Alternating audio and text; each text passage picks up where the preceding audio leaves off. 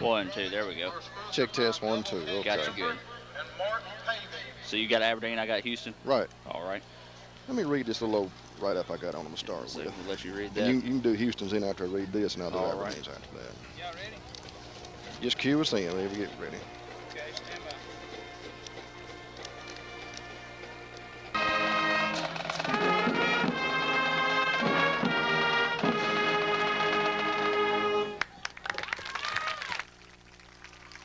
Big round of applause going up at the conclusion of the playing of our national anthem by the Houston High School Marching Band. Now continuing with our starters defensively for the Bulldogs of Aberdeen. Number 1, Deion Bates will be defensive back, junior, 5'10", 170. 12, Richie Howard, linebacker. He's a junior 6-footer, 180 pounds. Number 13, Maurice Howard, linebacker, junior, 6'3", 220. Number 23, Rudy Patterson, defensive back, junior, 5'8", 160. 33, Deion Williams, safety, junior, 5'10", 170. 36, Edward Lockhart, nose guard, senior, 6'2", 215. Number 60, Dante Partlow, defensive lineman, senior, 6'1", 250. 62, Alan Evans, linebacker, junior, 6'1", 220. Number 74, Jamero Ward, defensive end, senior, 6-footer, 210. Number 75, Nick Rowe, defensive lineman, sophomore, 6-footer, 275. And rounding out your starters defensively for the Bulldogs this evening will be number 99, E.J. Howard, defensive end, senior, 6'4", 260. As far as these Hilltoppers are concerned, again, they are coached by head coach Rusty Funk, and he will once again take the reins of the Hilltoppers going into this 5th season. Coach Funk comes into this season with a record of 31-14-1 during his tenure here at Houston. Assistant coaches at Houston this year will consist of Kenny Burton, Terry Coggin, Wayne Mahan, Jason Coker, Joe Williford, and James Thomas. And Adam, we're excited about getting this 2000 high school football campaign underway, and what better place could we start it right here at Houston High School? Absolutely, and this is one of the places right here where you're always going to have a great fan turnout. They're proud of their maroon and white out here. You hardly can drive through Houston without seeing maroon and white or Houston Hilltopper pride signs up everywhere. So this is a good program. It's been on the rise the last couple of years, and all the money and all the time they invested into it, you see, is paying off as they are starting to have good success in their athletic program. They certainly are, and as we mentioned earlier in our pregame show here, Houston Hilltoppers have been on a roll the last couple of years. They're coming off of back-to-back 10-win seasons, and hopefully they can continue their winning way starting right here tonight. Absolutely. A lot of people probably don't understand how hard that 10-win season came last year. You moved down to a division, everybody's going to think, well, you should roll, but when you move down to a division with the teams like Shannon and Amory, really that's going to be a hard way to come through, having to go through those teams. If they did pull up what they call an upset last year when they beat Amory at Amory. But as you said, they had 2 back-to-back 10-win seasons, so they're doing pretty good and hope to have another good season this 2000 season. They certainly are. You know, that's something really these Hilltopper fans are not accustomed to here at Houston. Until Coach Funk came here and turned this football program around, they really haven't made any playoff appearances in the history of the school up until 2 years ago, and they were eliminated, as we well know, in the first round there. And last year really was a heartbreaker for everyone. They got put out of the playoff picture by the last regular season game of the year between Amory and Shannon with the point system they concocted there, and of course they got put out. Everybody thought that they should be going to the playoffs last year. I mean, lost only 1 game during the regular season to Shannon, I believe. And that's true, and I guess you can use that as motivation, even though you go out on a down point not making the playoffs, but you have to look at it. You did have a 10-win season. You beat Amory, so you have to come in with your heads up and really just use that as motivation coming into the 2000 season, and this time make no doubt in nobody's head and just go ahead and get that playoff spot. You know, actually, the 2000 high school football season really started last night, Thursday, August the 24th, as Boonville won its 16th straight game by defeating Faulkner to the tune of 47-0. You and I were talking about Boonville pregame before we went on the air here, and those Blue Devils are really something to contend with year in, year out. That's true. They got a good coach over there. They lost a lot of seniors last year. That's just a sign of a good coach. You lose a lot of guys, and you're able to get guys step up and play big. As you said, beat Faulkner 47-0, and Faulkner was a pretty good football team last year. I haven't heard much out of them going into this season this year, but Boonville seems to be the real deal again, and got to see who's going to step up and try to knock them out of the playoffs again. Well, you think about that being the 16th straight win for Boonville. That had to go back to the 98 season. Is that correct? I believe 2 right years there. ago. Because, well, not including the playoffs, of course, but I would think that will go back to the 98 season as far as consistent wins are concerned. Team in Houston's division, Amory, also started last night, and they were defeated by Lafayette by a score of 31-13. Any comments on that game? I tell you what, that's sort of a shocker to me there. You know, traditionally, Amory's wanted to be one of your tough teams, and you think, well, Lafayette, you know, they haven't had too good of success in the past few years, and come up and pick up the win 31-13. So it's got to make the Houston Hilltoppers feel good, as well as the Commodores out in Oxford. Tell you what, let's run down some other games of interest tonight. Friday, August the 25th. Any of these games you want to comment on, just feel free to butt right in and put in a comment or two. Vardaman will be at Morville tonight. Tell you what, that right there is going to be a season right here starting off for Odie Armstrong. I believe this is his senior year over in Vardaman. Right. And he's been a big-time running back for the Rams over there. So his senior year, he's going to step up and play big and see what he's able to do this season. I think he gained something like 1,600 yards of offense on his own last year. I believe you're right there. So Odie, he's another strong, big-time player, I guess you can say. And I believe Vardaman, this should be a lot of people are picking Vardaman to do well in the playoffs this year. Of course, I guess they have that north half jinx, I guess you can say. They make it that far. But I believe this year right here, I'm feeling good about Vardaman also. But as you see, the next game tonight, Oklahoma's at Calhoun City. That's going to be a team to contend with there. Calhoun City put in an option over the, I guess you say, off season that I saw during a scrimmage against Water Valley, and Water Valley's a good team this year, and it ran well against Water Valley. That's exactly right. Bruce will be on the road tonight to open up their 2000 season at Pontotoc. Tell you what, that's going to be another good game. Questionable on player for Bruce, Roman Moore, their big defensive player. I believe he had ankle surgery over the offseason. He was able to come back and play tonight or not, but that's going to be a big game there in Pontotoc. The Central Holmes Academy will be at Calhoun Academy tonight. I know you've had a lot of experience covering the Cougars over there. Yeah, this year I guess you could say is a new look for the Cougars. They got a new head coach in Shane Wingate. He's brought in a lot of confidence with the players, and that's one thing they've really lacked in the past. A lot of people talk about tradition being a good thing. Look in the Cougars' view, tradition there is really not that good. They've had losing seasons year after year after year. But Coach Wingate's brought in a lot of confidence, brought in Jones. He's a fresh guy, hadn't even coached anywhere before. But they got their hands full tonight. Central Home. Back to action here. We're sorry we had some technical difficulties earlier. We have the meeting of the team captains at midfield for the initial game coin toss. We've already had our playing of our national anthem and our invocation. We'll see momentarily who will kick and who will receive to begin this 2000 high school football campaign for both the Hilltoppers and the Bulldogs of Aberdeen. Adam, we were going over earlier before we were cut off the air some other games of interest this evening. Friday, August the 25th, Hebron Christian, and that's an interesting school, and that Shane Stafford is playing over there this year. He was on the Hilltopper squad here the last couple of years. Hebron Christian will be at Tunica tonight. Yeah, Hebron had a game, I believe, out around Jackson against CIM, sort of a week still. First time they had a football team out there, and he ran for 180 yards. Ended up winning that ball game 58-0. But a lot of people saying that Shane's going to be all Hebron has this year. But I tell you what, 58-0, there's a lot of yards missing there from 180 just to come up with that many points. Absolutely. The Aberdeen Bulldogs have won the opening game coin toss and deferred the decision to the second half. So the Hilltoppers have elected to receive the opening game kick. So Aberdeen will be kicking off for Houston to begin play here tonight. East Webster at Ware tonight. Oxford is at Grenada. Tell you what, that's going to be another interesting one right there. Oxford, of course, you see Lafayette County coming off the big win, so they want to have a big weekend over there in Lafayette County with Oxford picking up a win right there against Grenada.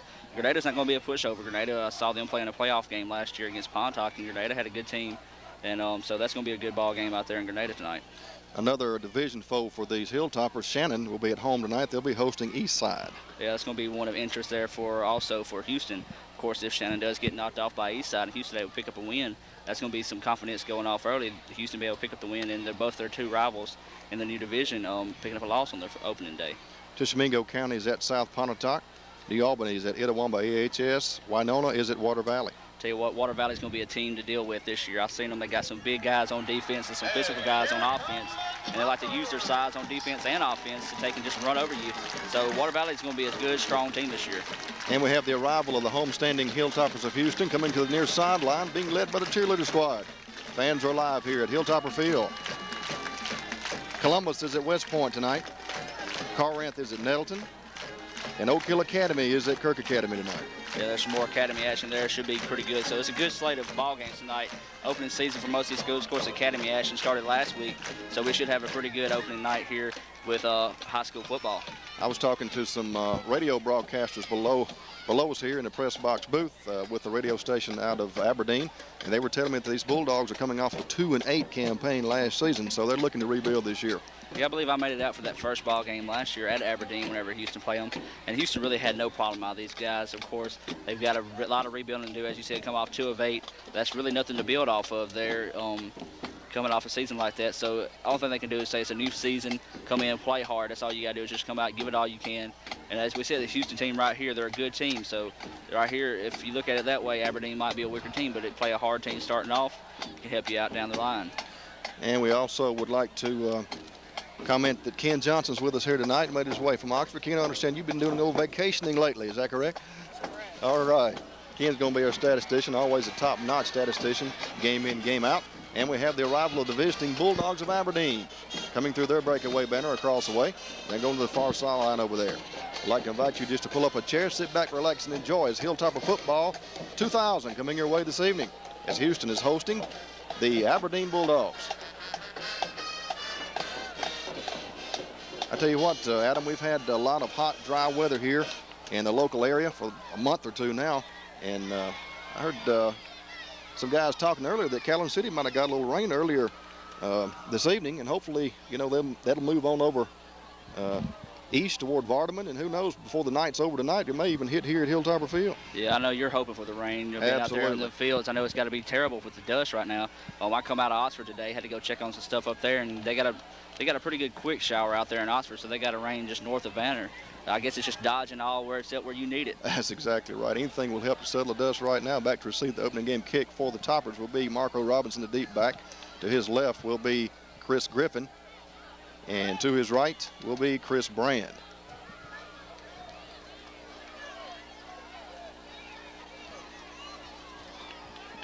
Well, we got kicking off here for what's going to be Aberdeen. This appears to be number 36, Edward Lockett.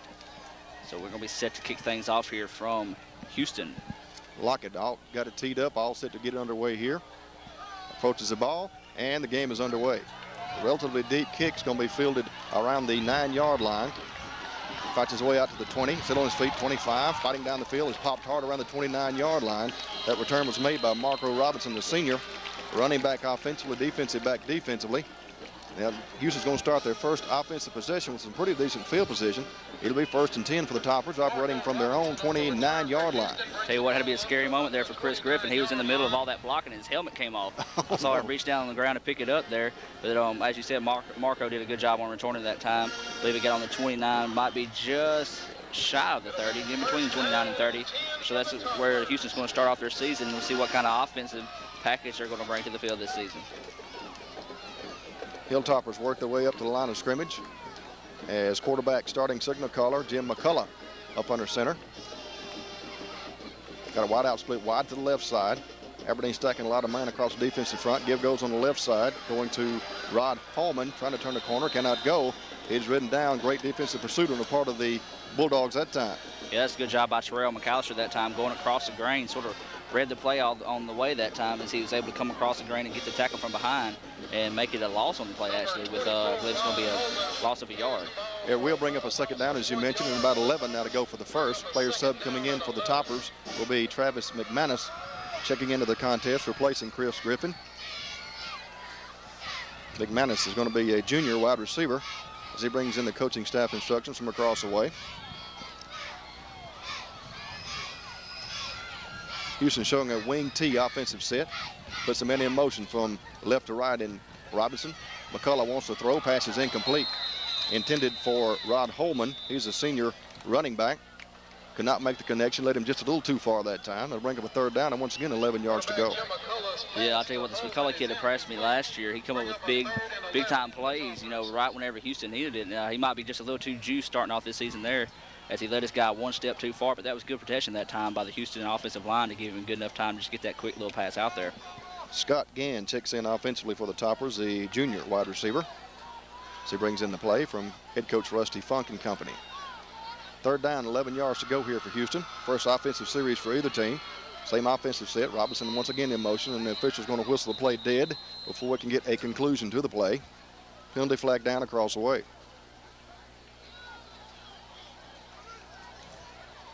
We'll wait for the official ruling. Offsides against Aberdeen. That will cost them 5 yards of real estate. It'll still be third down here. Right there's a gimme for Houston. Give them third down and about 6 or 7 to go for the first.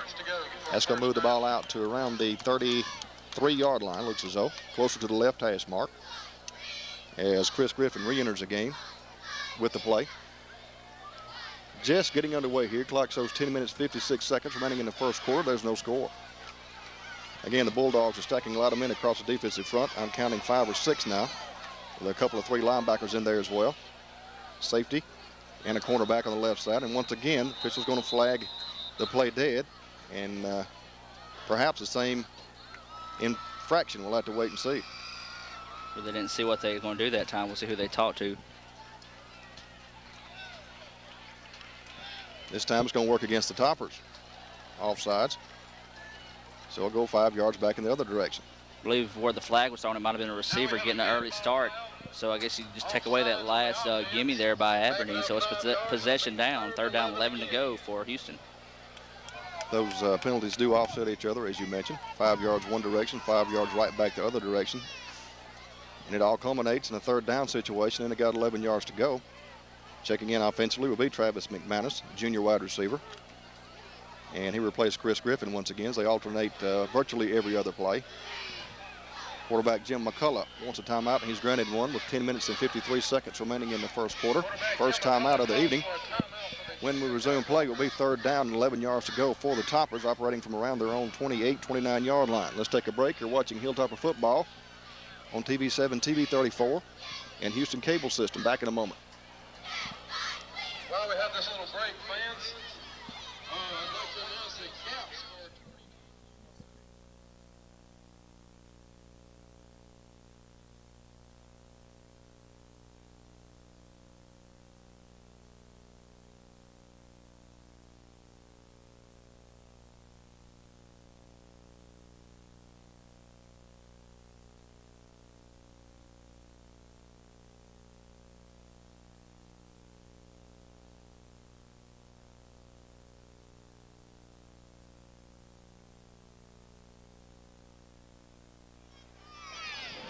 Back to action here. 3rd down and 11 yards to go for Houston with 10 minutes and 53 seconds of operating time available in the first quarter. Possession play for the Toppers, operating from their own 28, 29-yard line. Robinson in motion from left to right. McCullough wants to throw, fakes, rolls right, passes way over the middle. Pass is going to be batted up in the air and incomplete. That pass was intended for Caleb Chandler, the senior tight end. Could not make the connection, bring up a 4th down. So the Toppers will be forced to punt it away in their first offensive series. Not good news as far as Houston is concerned. Adam? Yeah, exactly. I guess you can say they sort of having slow to get in their offensive flow here to start off the season. Of course, you just come to expect out of any team is they're going to be a little bit slow. But I give credit to Aberdeen there. They did a good job of just covering the receivers, not really getting pressure on McCullough, but doing a good job of getting the receivers down or covering receivers down the field. John Horn, I believe, to punt it away for Houston. He does so. Gets a nice kick away. Going to take a Hilltopper bounce around the 38-yard line of Aberdeen. It'll be down to around that point, 37, 38, somewhere in that neighborhood. So the Bulldogs of Aberdeen will have their first offensive series of the 2000 high school football campaign underway from around the 37-yard line, almost in the middle of the field between the hash marks. We'll see what kind of offense the Bulldogs of Aberdeen can generate here. They are coached by Lee Doty. Assistant coaches David Sistrunk, Fernando Davis, Patrick Mathis, Stanley Rogers, Sam Blaylock, Rob Johnson, Thomas Clay. 1st and 10 will go Aberdeen from their own 37. Quarterback Jonathan Williams. This is a split backfield formation, 2-man set. Misdirection give right side going to Deion Bates, nowhere to go. Bates is going to be hit and hammered in the backfield, lost on the play. And I think leading the charge defensively for Houston will be Lance Buchanan. Is that correct, I believe Adam? so. Either that or it's going to be Caleb Chandler. I believe it's both of them back there in the backfield. I was watching Aberdeen in the warm-ups. They like to run a lot of dispersion, or at least that's what they was practicing. But really didn't confuse Houston that time. It's everybody and anybody's back there in the backfield. Ryan Poe checks in offensively for the Bulldogs. He's a running back, junior, 6'1", 160. So they bring in the coaching staff instructions. They're going to split him out wide to the left side this time, wide receiver position. Same offensive set for the Bulldogs. Quarterback Jonathan Williams up under center. Inside give goes to the first man through with daylight at the 45-yard line and hammered down in first down territory around the 48-49. Good run on the part of the Bulldogs that time, trying to pick up a ball carrier number 4. You think that might have been Francisco Leo fullback, junior, 5'10", 190. Good job on his part, Adam. Yeah, I believe you're right there on the call who ran the ball. It's just a good job of catching Houston being over-aggressive on their defensive ends. Got everybody shooting in, just gave the ball to a quick first man through it. He was just able to get past the line of scrimmage and had a lot of running room after that. 1st and 10 will go the Bulldogs, just shy of the midfield stripe, as quarterback Jonathan Williams sets his offense. Same offensive set once again. And once again, the give goes to Lale. Not much delay at that time as he was hit after a minimal gain. And on the stop for the Toppers was Brian Tucker, the linebacker. He's a senior. That'll bring up your 2nd down. We'll give them a loss of 2. 2nd down, we'll call it 12 yards to go for the 1st. That's a good job by Houston that time. One guy just got there, number 24, Rob Holloman, and sort of clogged up the hole and just gave enough time for the rest of the guys to come in there and bring him down. So good job that time. He really couldn't get a good lick on him. He was getting blocked, but he slowed him down just enough to get the rest of the guys in there to get the tackle. And we'll bring up a 2nd down situation. Now they're operating from around their own 46, 47-yard line between the hash marks, right in the center of the field. Quarterback Williams. Give goes from the right side to Deion Bates, trying to turn the corner. And he is hit hard in there after a minimal gain of a yard or 2. And that was going to do it, trying to get outside. And it was a pretty good defensive pursuit on the part of the Hilltoppers that time. That's Chris Griffin that time. Sort of looked like he went up high. You don't really see that much. He just sort of went up high and just threw him down to the ground, went down with him. But good job that time by Chris Griffin to get to the outside and stop him when he got back to the original line of scrimmage. So it's 3rd down, possession down, and 10 to go. Clock shows 8 minutes and 16 seconds remaining. It's on the move. We're operating from the 1st quarter. There's no score.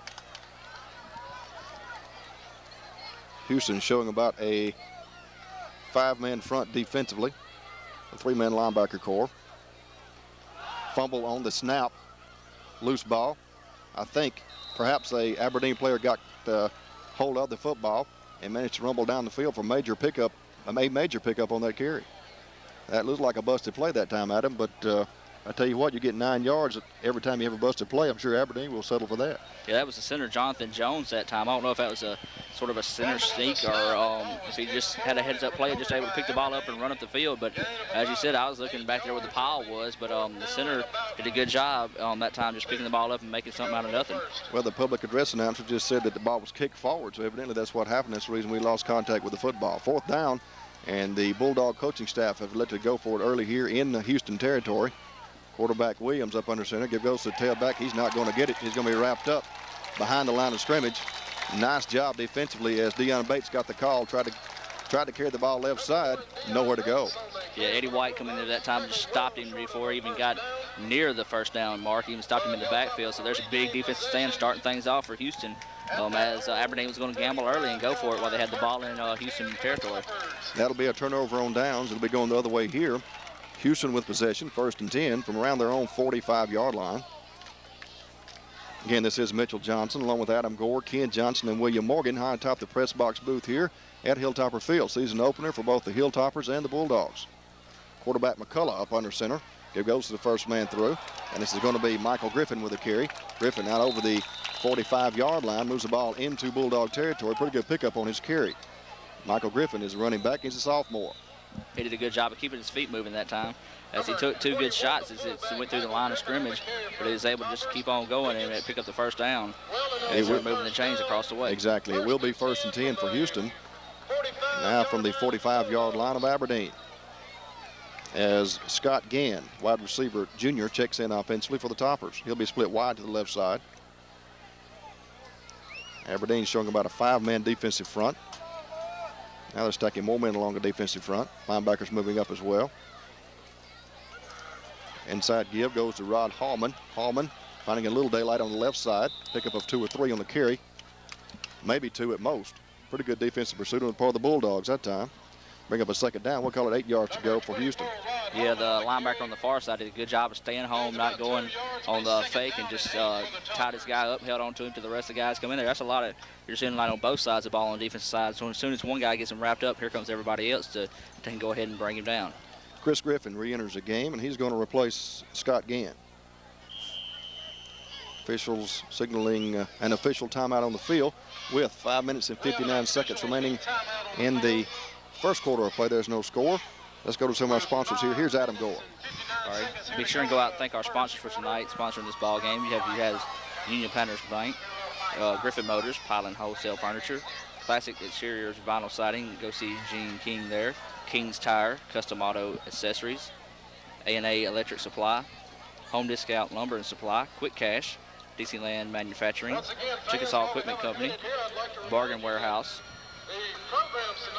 Grocer's Pride, and Springer Homes, all proud sponsors of Houston Hilltopper football, coming to you tonight as you see the action between the Toppers and Aberdeen. You know, Adam, it's always fun to talk a little SEC football every time we get together for one of these high school meetings on Friday nights.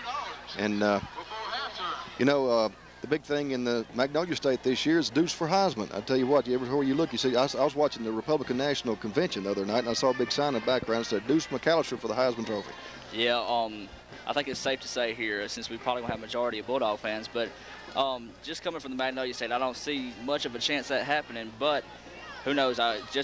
Even though I'm a Bulldog fan, I hope the best for Deuce in his pursuit for the Heisman this year.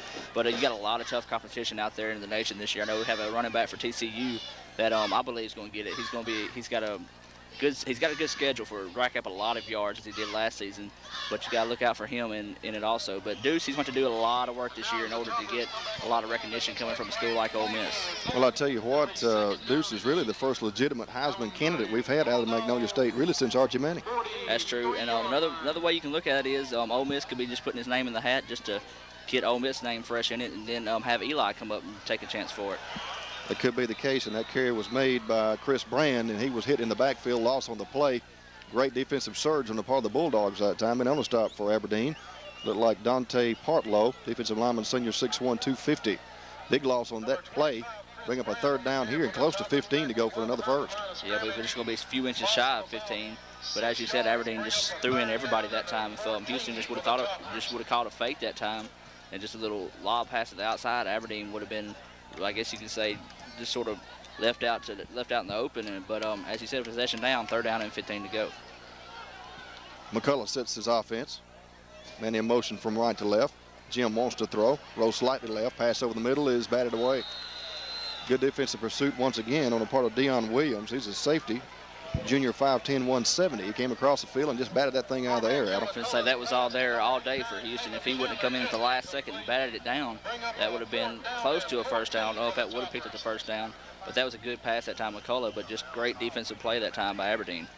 Bring up a punting situation here for Houston. Fourth down again, almost 15 yards to go. Back to booted away for the Toppers. Once again will be John Horn. He's a senior with the punting charge and the kicking charge as well. The rush is on, gets the punt away.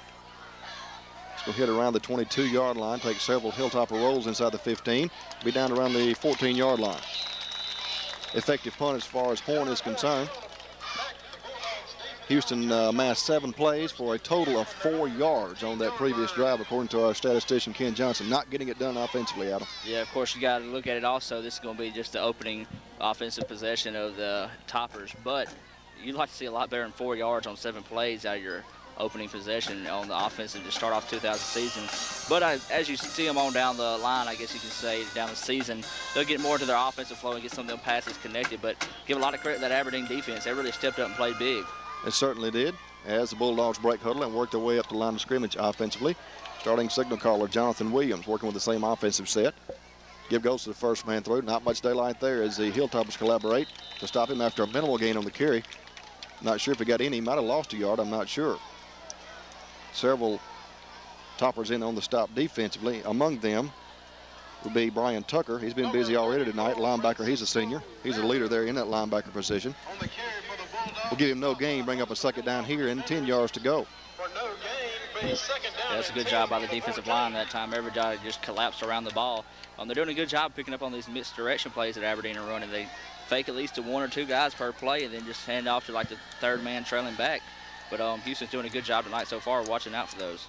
Williams wants to throw on 2nd and 10. In trouble, going to be hit and in the end zone. Penalty marker down. His helmet is off. He finally wrestled to the ground. Wild play here. And he is finally down in his own end zone, which should result in a safety, but I think this may be coming back. We'll have to wait and see. Face mask call against Houston. That is a major no-no. Yeah, it's a tough break that time for Houston. I guess you can say just a little overzealous that time was the defender that time, as he was able to get back untouched and just sort of, I guess you can say, was going to try to take him in the end zone for the safety, but took everything except, well, just only took the helmet in there with him, I guess you can say, but the official did call the face mask, so that should give him a first down. Exactly. It should be an infringement of about 15 yards, I would think, and that will give the Bulldogs of Aberdeen a first down after the necessary yardage is being marched off here. Clock shows 3 minutes, 49 seconds remaining in the first quarter. No score.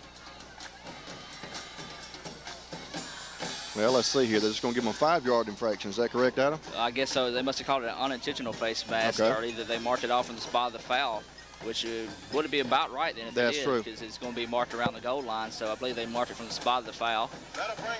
So that's going to be no loss of down or no fresh down, so it's still going to be second down. Almost, again, 10 yards to go. Exactly. Williams working with the same offensive set, split backfield formation, wideouts left and right. Williams with a long snap count, a lot of men across the front for Houston. Big hole up the middle with Daylight on the right side. First down yardage being registered here by the Bulldogs. And once again, I believe that was going to be Francisco Leo, fullback, junior, 5'10", 190 with a carry. First down for Aberdeen. Yeah, Aberdeen's catching Houston gambling on the defensive end, sending guys in real quick from the linebacker position, which is as soon as they're able to get past the line of scrimmage, they've got a lot of yardage in between them and the secondary to pick up a good bit of real estate. As you see there, they picked up another first down, so they're being a little bit more successful on the offensive end of the ball tonight is Aberdeen over Houston. Williams works with the same offensive set. Now the Toppers are putting about a 5-man front or 4-man front across there defensively with a 4-man linebacker core, 4-4 defense for Houston. Misdirection give inside goes to Bates with little daylight if any. That play really hasn't been successful at all tonight. They've ran it 3 or 4 times so far for their 2 offensive series, picking up minimal gains. That one will go for maybe 2. We'll call it second down here, and 8 yards to go now for Aberdeen. Yeah, that's probably the most successful they've been with that play tonight, picking up 2 yards on it. But they have come up with sort of like these quick gives to catch Houston gambling. It's picked up a lot of real estate, sort of catching Houston gambling as they gamble themselves. But they're doing a good job of just coming up with opportune plays when they need it. Under 3 minutes now remaining in the quarter, 2:52 to be exact, and the clock is on the move. Williams directs his offense. Takes about a 6-man front now. Linebackers backing out of there for Houston. Inside give is going to be for no gain. That play had disaster written all over it from the get-go. Nothing going inside there. Hilltop was quick to stuff that one. And let's see, I think the carry was made by Leo once again. Not quite as successful as he has been so far here tonight, but he's had some pretty good runs for Aberdeen thus far. Bring up a third down here. Once again, we'll call it 8 yards to go. Yeah, we'll call it a long 8 to go. Houston's defensive line just showed that they were stronger than the offensive line that play that time, as the running back just hit the wall and sort of stopped there as the line just collapsed around him and got tackled for a minimum of maybe a couple of foot gain. Topper showing a 4-4 defensive lineman once again. Williams up under center. Inside give goes to the first man through. Nothing doing on that carry. Once again, Leo with the carry, and the Hilltopper defense have wised up. Yeah, that was Hartwig that time coming in there. Put a pretty good shot that time on the running back, so he did a good job, sort of knocked him backwards a good 3 yards, so giving him forward progress, even though he did hit him in the backfield. Loss of 2 on the play, 4th down and 10 to go. Punting situation here for the Bulldogs. Back to booted away for Aberdeen will be Edward Lockett, I believe. Trying to pick out the number for Houston. Perhaps it's going to be Chris Brand, I think will be the case. I believe you're right there. Chris Brand is back around the 45-yard line to return the punt. Lockett awaits a snap back for the Bulldogs. Gets a low snap, gets the kick away, relatively short kick.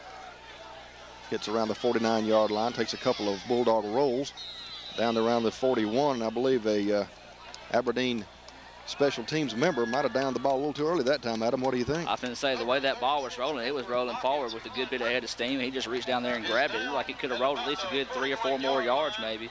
But sort of a breakdown that time for Aberdeen. But either way it goes, pretty good punt as he did get a good roll out of it that time. So the Toppers will be in business once again offensively, 1st and 10, operating this time from their own 41-yard line with 1 minute and 8 seconds remaining in the first quarter.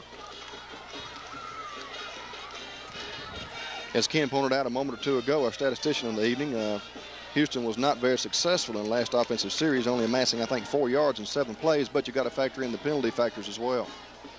1st and 10 will go the Toppers. Inside give goes to the first man through. Not much daylight there, maybe a yard at best. Just powers his way up the middle there, trying to get something established up the gut. That's one thing Houston wants to do. They want to get their running game established here to open up some of those passes for McCullough. As we said, he's a good passer. He's got a good arm, as he showed tonight. Good power in behind those short passes. But as you said, nothing much doing there. Gained about a yard on the play. I think that might have been Rod Holman with the carry, if I'm not mistaken. We'll give him a yard. Bring up second down. We'll call it a short 9 to go for the first. That ball is resting between the hash marks around the 43-yard line in Topper territory. 30 seconds remaining in the quarter and counting. Clock is on the move. McCullough with a fake, rolls to his left, wants to throw it downfield, passes away. It's going to be incomplete. In and out of the hands of Caleb Chandler. Tight end, he's a senior. And that's uncharacteristic of Caleb, because last year, Adam, we saw him make some really circus-type catches for these Houston Hilltoppers. Yeah, as you said, I guess it's going to take him a little while to get back in the flow of the offense during game time. He can do it in practice, as we said, but there's a lot of difference between practice and game time situation. But McCullough, as you saw, he looks like he's developed a good bit of speed over the summer, as he's going to be a threat on down the line, just tuck that under and run. Looks like he could have picked up a good bit of yardage, maybe picked up about 5 yards, but McCullough doing a good job at rolling out and just putting some good heat on the ball. Well, Jim has put the ball on the money, but so far here tonight, he is 0 for 4 as far as the Houston passing attack is concerned. Third down and about 9 yards to go. Penalty marker down. McCullough rolls the other way this time, in trouble, trying to find some daylight, being chased, still on his feet, finally dragged down around the 28-yard line. Good defensive pursuit on the part of the Bulldogs that time, and you can credit Robert Hodges, defensive end, sophomore, 6'2", 220, with a stop defensively for the Bulldogs. And that's going to be against Houston, I do believe. It's going to be a little illegal motion in the backfield. It's going to be the call. So it's going to be backed up. Even farther? Yeah, it's going to be backed up 10 yards, it looks like it is, or maybe. Yeah, it's going to be 10 yards. Oh, my. But they declined it. But so he marked the ball down where McCullough went down last with only 11 seconds to go here. Houston's going to punt it away. Be a fourth down, as you mentioned, and at least 20 yards to go for the first. More than 20, actually. John Horn back to booted away for the Toppers. Awaits a snap back. No one deep as far as to receive the punt for the Bulldogs. Horn gets the good snap back. The rush is on. Gets the punt shanked. Almost blocked. It's going to be caught, fielded in there by the Bulldogs, and that was Deion Bates with a heads-up play for Aberdeen. Just grabbed the ball out of the air and advanced it forward with two seconds showing remaining in the first quarter of play. Aberdeen will be in business deep in Houston territory, the deepest penetration of the night. It'll be 1st and 10 for Aberdeen from the Houston 30-yard line. Yeah, Maurice Howard coming there to the last second, got one hand on the ball, just sort of put a spiral spin straight up on it. So there was a good job. I was wondering if they was going to be able to get one tonight, as they have not put anyone back yet to return the punt. But a good job that time by the special teams, or the coverage team that time by Aberdeen. So it's a big stand that time, the best field position they had all night. This should be the last play of the first quarter with 2 seconds remaining, barring a penalty. Quarterback Williams in trouble. He's going to be ball is loose on the field and recovered by the Toppers, I think. That will be the case. Quarterback Williams coughed the football up. He was in major trouble, feeling some major heat from the Houston defense. Put it on the ground, and a Hilltopper fell on a loose ball to be 1st and 10 Houston. So just like that, we have a turnover here, Adam.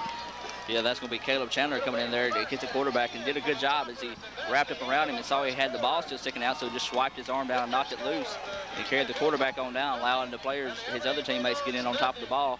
So there's another big-time defensive play there on the other end of the ball for Houston, as they was able to come up with it that time at first down as that wraps up the first quarter. That'll do it, as you mentioned, for the first quarter of play. We're scoreless as Houston 0, Aberdeen 0. We'll return now to the station for a word or two from some of our fine sponsors. You're watching Hilltopper Football on Houston Cable Channel 6. Back in a moment.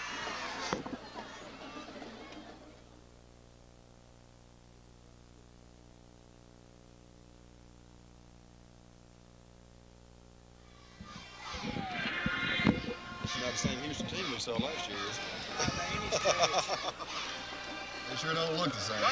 Changing quarters here. Let's take a look at the 2000 Houston cheerleading squad under cheerleading coach.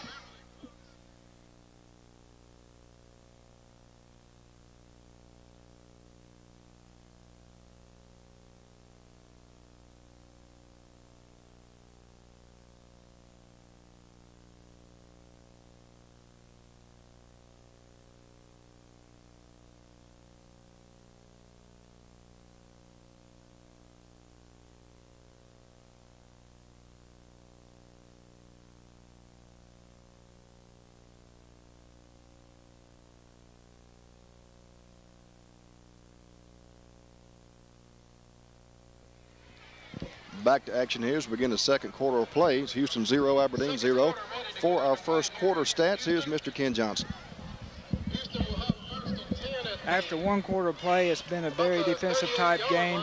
Houston has 10 plays, minus 9 yards, 0 for 4 passing, and they really have no rushing stats. Aberdeen, Edwards, minus 2 yards. As we see Houston rushing the ball, and they make a first down there. That's number 28 for Houston carrying the ball for first down, Antoine Harrell. And on your stats for Aberdeen, they have a total of 11 plays, 23 yards, 2 first downs. Back to Mitchell. That was a gain of 19 that time for Houston. Good run that time. He took a lot of hits as he went through the line of scrimmage, but able to keep his feet moving. As he was able to do that, he just picked up the first down, so that goes to show what you get right there for the second effort. Certainly does. That'll be a first down for the Toppers here. Now we have a timeout on the field, I think, once again, as both teams come to their respective sidelines. That's going to be charged to Aberdeen. Is that correct, Adam? Yeah, Aberdeen called the timeout, sort of come out sluggish on the defense. They want to be sure everybody's on the same page starting off the second quarter. It'll be 1st and 10 for the Toppers when we resume play with just getting underway, as you mentioned, with the second quarter of play. Goose eggs on the scoreboard 0-0.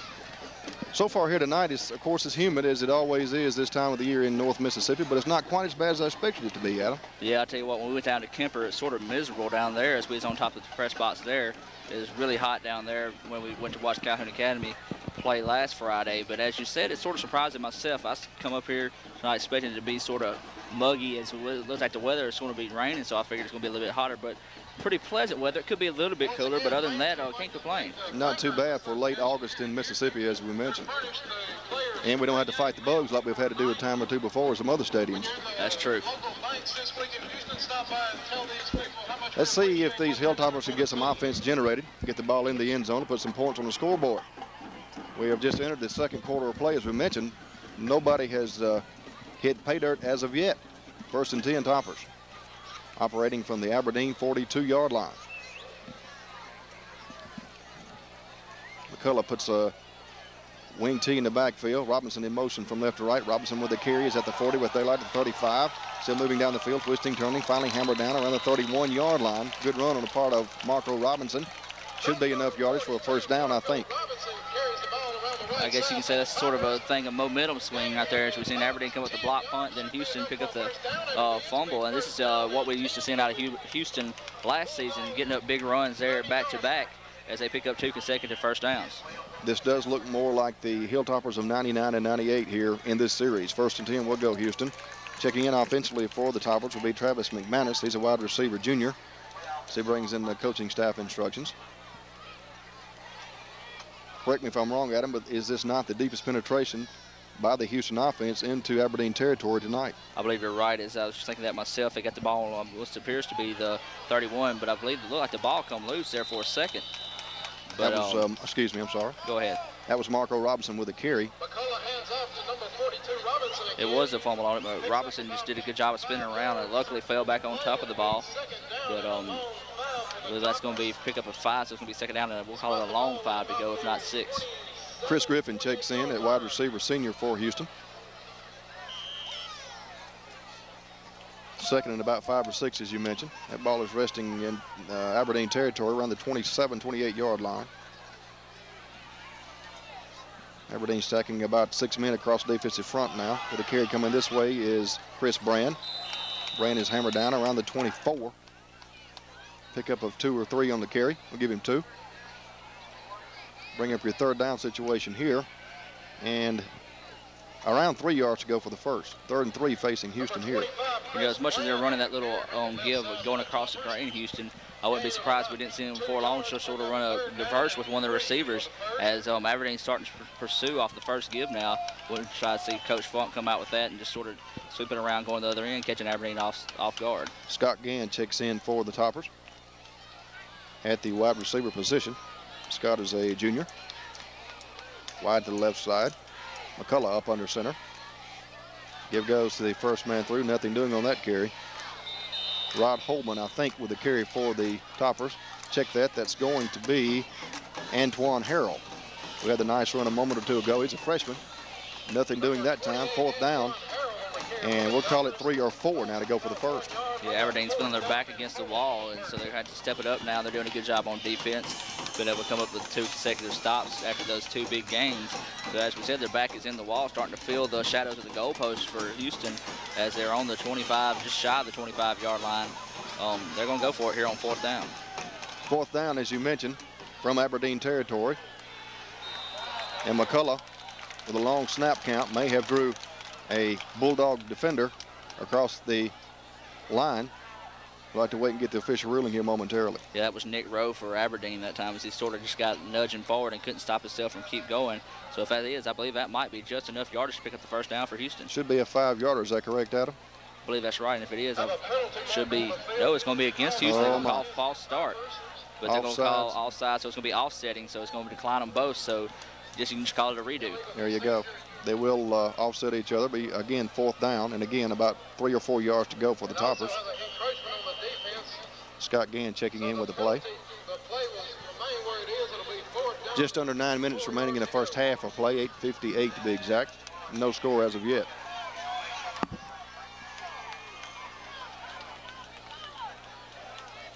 Give goes to Robinson right side, trying to get outside, being pursued, is going to be ridden down well shy of 1st down yardage, loss on the carry.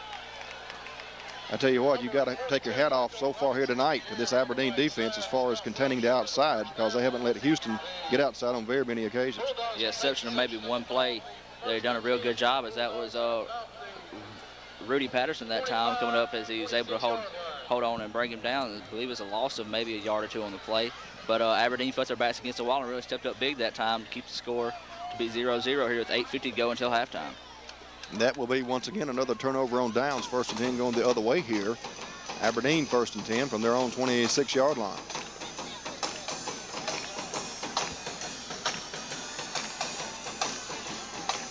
Quarterback Jonathan Williams working with the same offensive set, split backfield formation, wide out to the right side, pitch back on the left side, and that's going to be a major catastrophe.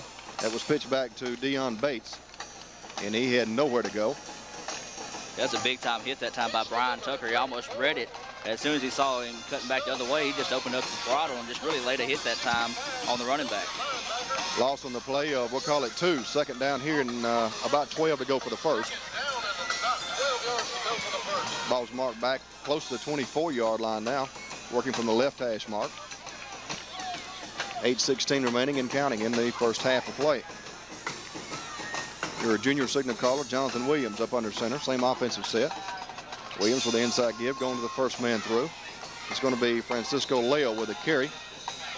Managed to get a few on the play before he is down in there. Lance Buchanan coming in from behind to stop the run. Looks like if he could have just broke one more tackle, he had a lot of real estate to go right there. Nothing really in between him except white lines and grass. So that's a good, I guess you can almost call it a big-time gain tackle that time by Lance Buchanan. And we'll bring up a 3rd down and about 8 yards to go now for the Bulldogs. Possession play facing Aberdeen from their own 28, 29-yard line. Houston stacking about a 4-man, 4-4 defensive alignment in there for the Toppers. Give goes the 1st man through, left side. Pickup of maybe a yard at best. I think that might have been Quentin Gates with the carry that time, the senior fullback for the Bulldogs. Bring up a 4th down.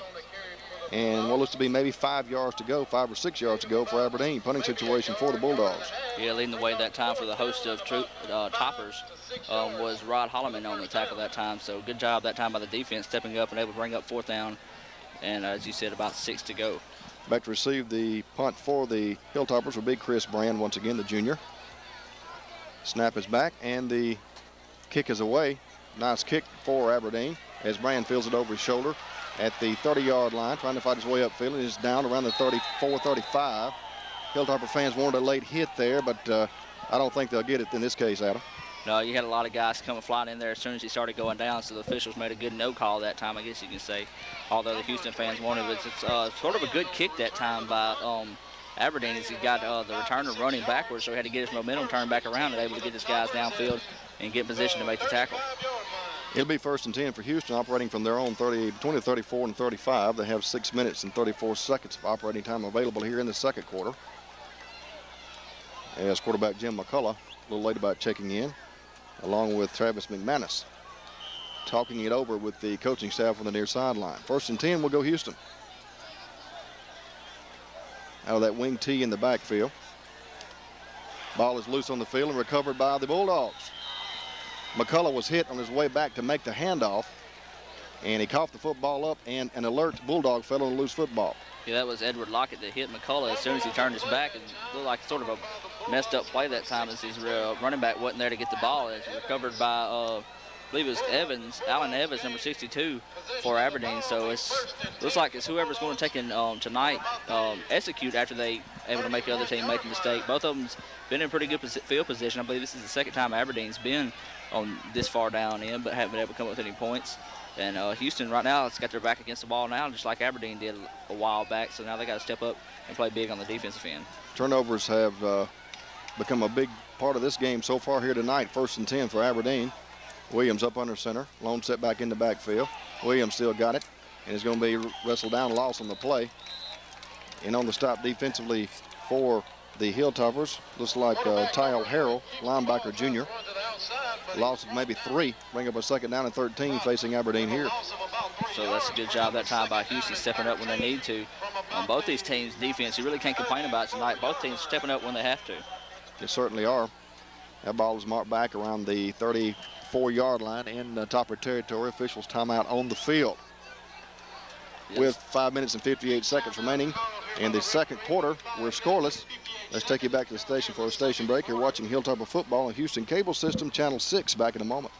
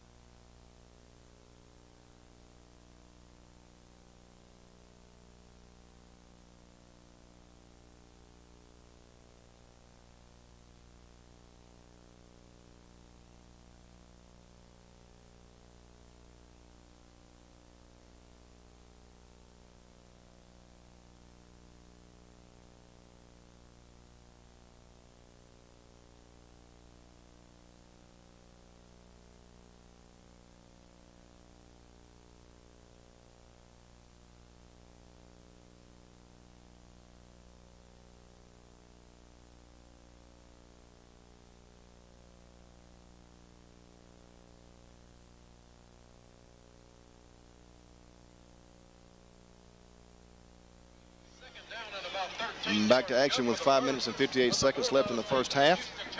It's going to be 2nd down here for Aberdeen, and about 13 yards to go. They're operating from Hilltopper territory around the 34.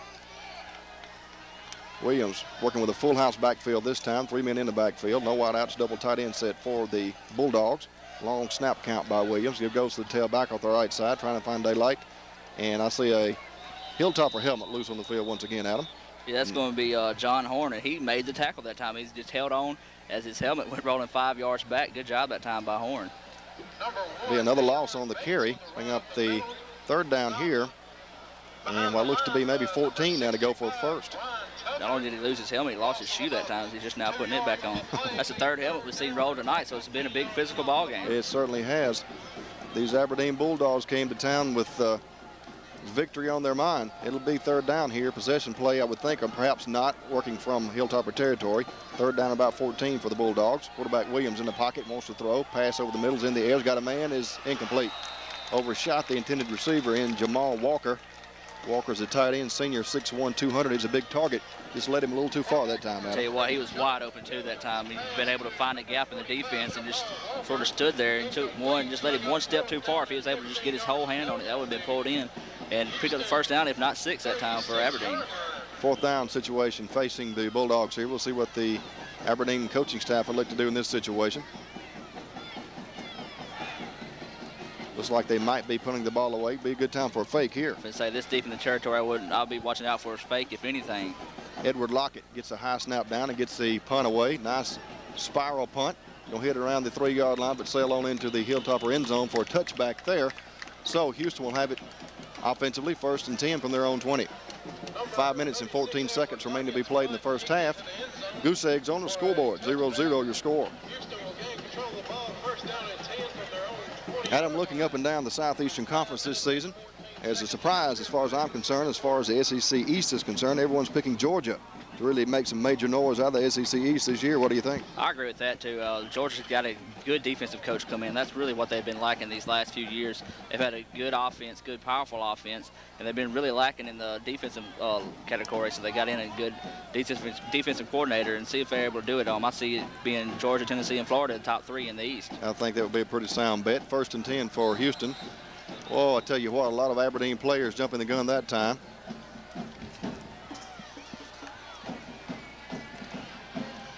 Both teams here, according to Ken Johnson, are averaging about 1 1/2 yards per offensive play. So neither team getting it done offensively so far here tonight. This is going to work against Houston. 5-yarder illegal procedure.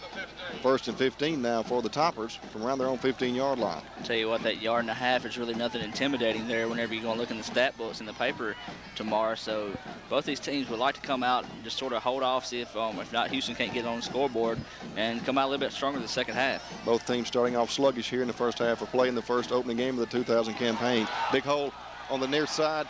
This big carry this time is going to be made by Michael Griffin, running back sophomore for Houston. Major pickup on that carry. Number 21, Michael. First down yardage. That ball's going to be moved all the way out to the 38, 39-yard line. They need some more of those. 1st and 10 will go Houston from that point. Yeah, I believe that's a little bit more than 1.5 yards that time for Houston. They did a good job, and this is one thing Aberdeen's doing. As soon as Houston gets one big play, they're going to try to call a timeout and just sort of stop the, I guess you can say, momentum of Houston with 5:06 to go here until halftime. Now, we were talking a moment or two ago, Adam, about some Southeastern Conference play in the collegiate level this year. As you mentioned, out of the East, you got to go with Georgia, Florida, and Tennessee. Well, Florida and Tennessee usually every year are there. Who's going to be your picks out of the West this time? I believe West is going to finish up. It's going to be a close call. I believe the West is going to be decided on Thanksgiving again this year between State and Ole Miss. As you just about bet on that every year. Of course, you got Deuce going for the Heisman, and you got Smoot, I guess you can say, as State Bulldogs would like to say, Smoot for Heisman. But you got to look at that. But other than that, you got to watch out for teams like Alabama. Alabama's going to be good. They're ranked number 3, I believe, already. That's right. And but they got a lot of offense to make up. They lost the running back, Sean Alexander, and they got Kitchens coming back, which is going to have to step up and play big. But that's a lot of offense to remake after Alexander left. Number 21, Griffin, leads all rushers with 2 carries for 33 yards for the Houston Hilltoppers tonight. Thanks to Ken Johnson, our statistician, furnishing the stats as usual. 1st and 10 will go Houston from their own 39-yard line. McCullough sets a 2-man split set in the backfield. Wide out split wide to the right side. Pitch sweep on the right side.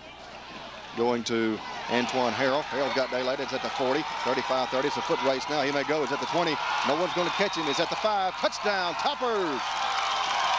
Antoine Harrell, the freshman running back for Houston, puts the first points on the scoreboard this season for the Hilltoppers. Tell you what, Caleb Chandler did a good job that time going downfield and making the blocks.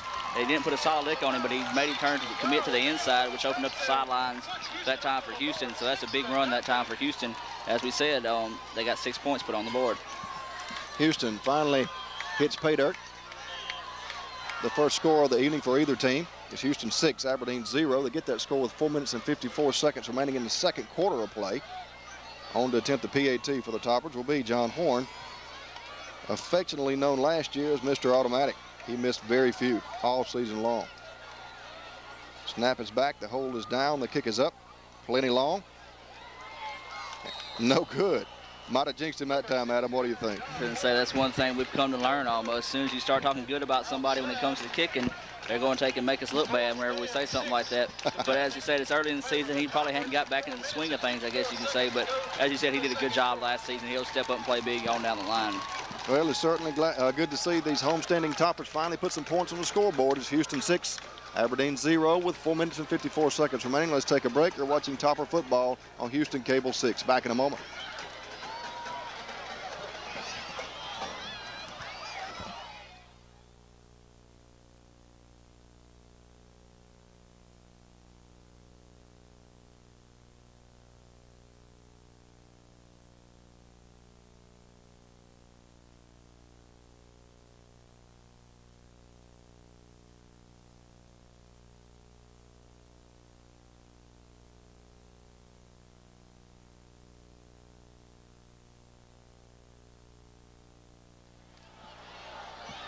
That last scoring drive by the Toppers consisted of 2 plays for 85 yards, time of possession 50 seconds. Houston 6, Aberdeen 0 with 4:54 remaining in the second quarter, first half. Back to receive the kick for the Bulldogs. The deep back will be Rudy Patterson. He's a junior, 5'8", 160. Horn to boot it away for the Toppers. John Horn approaches the ball, and the kick is away. Nice kick by Horn. Retrieved at the 6-yard line on the return. Fumbles the ball, and ball is still loose on the field. Mad scramble for the football. Let's see who has recovered here. Houston players indicating they have possession. We'll have to wait and get the official ruling as the officials unstack the pile there to see who indeed recovered the fumble. And they ruled that Aberdeen will have possession. I thought that was the case, Adam, but I wasn't sure. Yeah, I believe the Houston players just coming there, slid in a little late after the guy just now got his hands back on top of the ball. But I tell you what, 1 second later, that would have been Topper football right there. Rudy Patterson fumbled the kick. Finally fell on the loose ball. It'll be 1st and 10 for Aberdeen, deep in their own territory, around the 15-yard line. They have 4:44 of operating time available in the first half of play. They trail by a score of 6-0.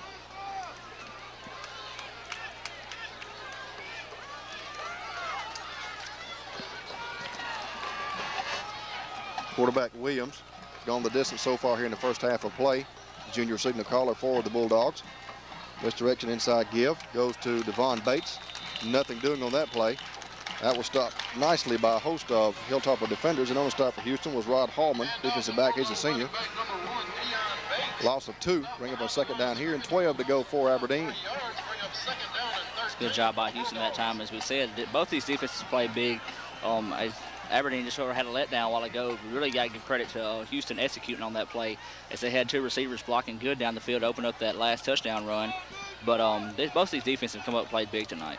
Lamar Gladney and Jim McCullough check in defensively for the Toppers. 2nd and long here for the Bulldogs. Inside give going for nothing there. Nothing doing on that carry for Aberdeen, as Francisco Leo got the call. Found the going rough and tough right up the middle there. Bring up a 3rd down and about 13 yards to go for Aberdeen. Ball is resting around their own 11-yard line from the right hash mark. You know, if you're Houston right here, if you can be able to get a stop, you got to think about this thing. We seen them last year in one game, block 4 punts in one game. So you got to think if they're going to put one man back, or if they just want to line everybody up and try to get the block punt as deep as they got Aberdeen backed up so far. But right now they got to stop them here with 3rd down and long to go. Possession play facing Aberdeen here. Williams, quarterback keeper, and nothing doing there. He is hammered in the backfield. Nice job with the defensive front as far as Hilltoppers are concerned. And on the stop for Houston was Tim Hardwick, linebacker. He's a junior. Bring up a 4th down here. Well, it looks to be perhaps about 16 to go for the first. 4th or 15 or 16. Punting situation here for Aberdeen. They'll be booting the ball out of their own end zone, I would think. That ball is marked back around the 8-yard line in Aberdeen territory. Right here because of a clutch snap, and you got to be able to get your hands on the ball, because you're in real dangerous territory right here. But Houston's got them backed up good. It's sort of a high snap, but he's able to get the kick away. Another nice punt by the Aberdeen punter. Again, fielding the ball over his shoulder for the Hilltoppers will be Chris Brand, and ridden out of bounds around the 48, 49-yard line. Yeah, that was good return coverage that time by Aberdeen. Had 4 guys down there waiting on him. That's another good job by the punter, able to get a good foot in there and make the returner turn around backwards, have to reverse field and come back up and get momentum going the other way.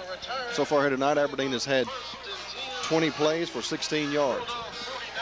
So they're averaging now under 1 yard per play. 2 minutes and 29 seconds remaining in the first half of play. Houston leads by a score of 6-0. Toppers will take over from Aberdeen territory this time, 1st and 10 from the Bulldog 49-yard line.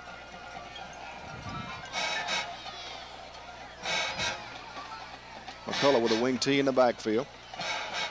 Give goes off the right side to Michael Griffin. Pickup of maybe 5 or 6, perhaps 7 yards on the carry. Pretty good carry on his part. Michael is a sophomore running back. Bring up a 2nd down. We'll call it 3. We'll give him 7 on the previous play. Now they're moving the ball marker back. We'll give him 5. 2nd down and 5 yards to go here for Houston. Yeah, these little quick little runs right here gain about 5-6 yards play. This is Houston that we saw last year and the year before. They're starting to get back into the rhythm of the offense. We've seen the last possession 2 plays for a quick touchdown after 50 seconds run off the board. But McCullough's going to call a timeout with 1:52 left here until halftime. Let's take a break. You're watching Topper Football on Houston Cable System Channel 6. Back in a moment.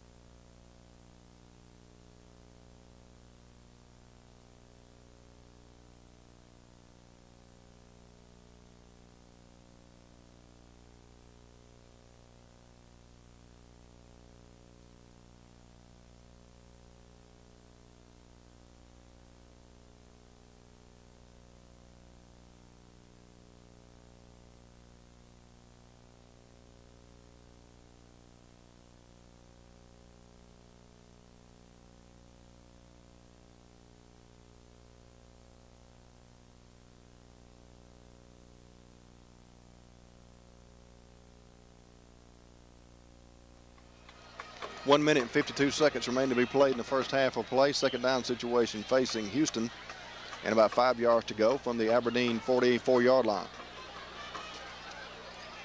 McCullough puts the man in motion from right to left. Penalty marker down. Give goes to Rod Hallman on the near side, trying to turn the corner. Ridden down shy of first down yardage.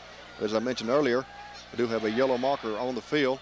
I think it's going to be a legal procedure. Adam, what do you think? I believe that's what it is. Of course, when it's in the backfield of the offense, you got to expect it to go against Houston. That's what the call was. So Aberdeen's going to back them up. So I believe it's going to back them up to the original line of scrimmage. Or well, not the original line of scrimmage, but where they first started with the first down. So it's going to mark them back to about the 49-yard line. So that's a tough play right there. After you get one good quick play, Houston goes ahead and shoots herself in the foot and has to start over from where this began. I think you announced it correctly to start with. It will be from the original line of scrimmage, and you're right again. It will be from 49. You're on top of things here tonight, Adam. I'll tell you what. It'll be second down and 10 yards to go for Houston. As Scott Gann checks in with the play, junior wide receiver for the Toppers. Under a minute and a half remaining in the first half now. McCullough wants to throw. In trouble. Scrambling right. Going to be hit and dragged down. Penalty marker down. McCullough's down around the 42. Applying the defensive pressure for the Bulldogs. Looks like Robert Hodges, defensive end, sophomore, 6'2", 220. May have a face mask call here. I'm not sure. I don't know. I don't believe what that was called. I believe that's what it's going to be.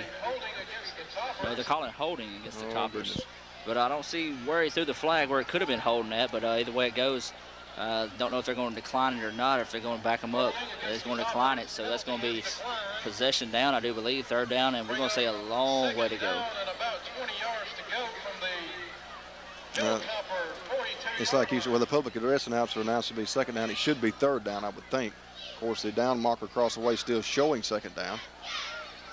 And it should be third down. Of course, as we've seen it also, officials going to talk it over here, see if they can get things straight. Right. But it should be third down. We've seen Water Valley get 5 downs to try to get a game-winning touchdown against Bruce last year. I remember that. So make sure we get things straight here, but it should be third down for the Toppers. Of course, if you're a Topper fan, you wouldn't mind seeing 2 stay on the board, but they did switch it. Finally switched it to the third down position across the way on the down marker on the sideline across the way over there with a minute and 5 seconds left here. Third down and what, about 20 now to go for the first, operating from there on into the football field around the 42-yard line. Aberdeen showing a lot of men across the defensive front this time. Inside give going on the right side. Twisting, turning is Chris Brand, the junior. McCullough hands off to number 25, Chris Brand. Sort of, I guess they're trying to catch Aberdeen off guard that time, trying to think they was going to pass the ball with that long possession down. That's going to be fourth down and about 15 to go for Houston with 28. So, well, the clock's still running here. We'll see if they'll decide to let the clock run out and take one last swing at the end zone. John Horn will be the punter on the play, staying around his own 31-yard line. Again, no one really going deep as far as Aberdeen is concerned to try to field the punt. Horn will try to put this one deep in Aberdeen territory. Clock down to 6 seconds now. Horn gets a good snap back. Gets the nice kick away. That was a great kick that time. When we hit around the 21, take several Hilltopper rolls, be down around the 12-yard line with no time showing on the scoreboard clock. So that's going to do it for the first half of play. The score after one half of football, your homestanding Houston Hilltoppers 6, visiting Aberdeen Bulldogs 0. We'll have some first half statistics being provided by Mr. Ken Johnson here momentarily. Right now, let's take a break. You're watching Hilltopper football on Houston Cable System Channel 6. Back in just a moment. With program number 222.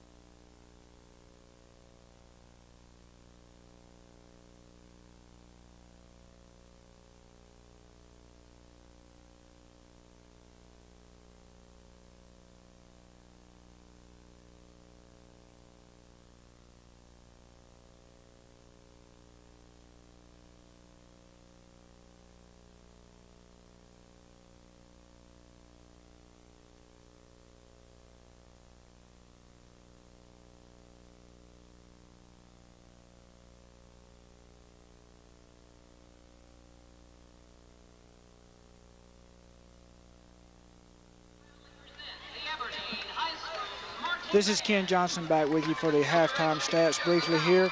It's been a defensive first half, but Houston did break through in the second quarter. They now have 103 yards of total offense on 20 plays.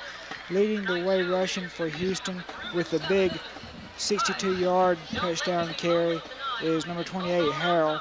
His total now 3 carries for 79 yards. Also of significance, number 21, Griffin, has carried the ball 3 times for 38 yards for Houston. Also, number 42, Marco Robinson, has carried 3 times for 16 yards. For Aberdeen, they have really struggled tonight. Out of 20 plays, they have only garnered 16 yards, and most of that has been to number 34, Lau. And again, 16 yards on 20 plays for Aberdeen. Let's take it to the halftime show.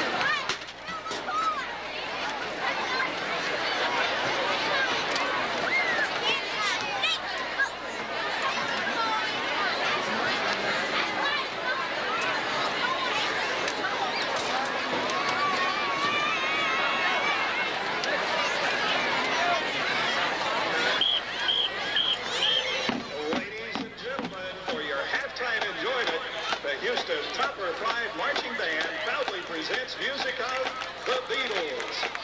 The show will include the songs Magical Mystery Tour, Hard Day's Night, and Hey Jude. The band is under the field direction of drum major Marcus Patrick. We hope you enjoy the show. Ladies and gentlemen, the Topper 5 Marching Band.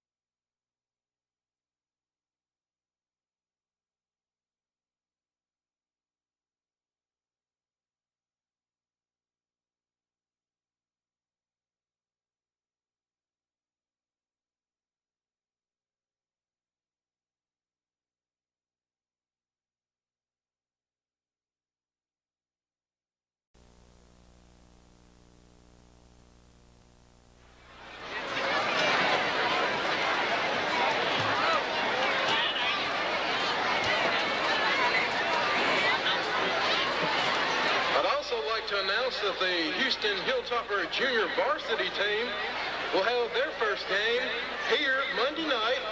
They will be playing Aberdeen at 5:30 p.m. So all you Topper fans, come out and support the junior varsity team Monday night at 5:30.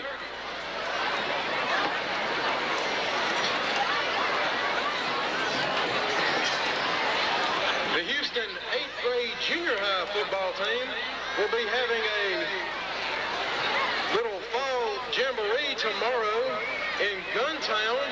I have not been given the times of this, but as soon as I find out, I will announce that. But if you are available and would like a nice Saturday morning of football, why don't you head on over to Guntown and support the Houston junior high football team.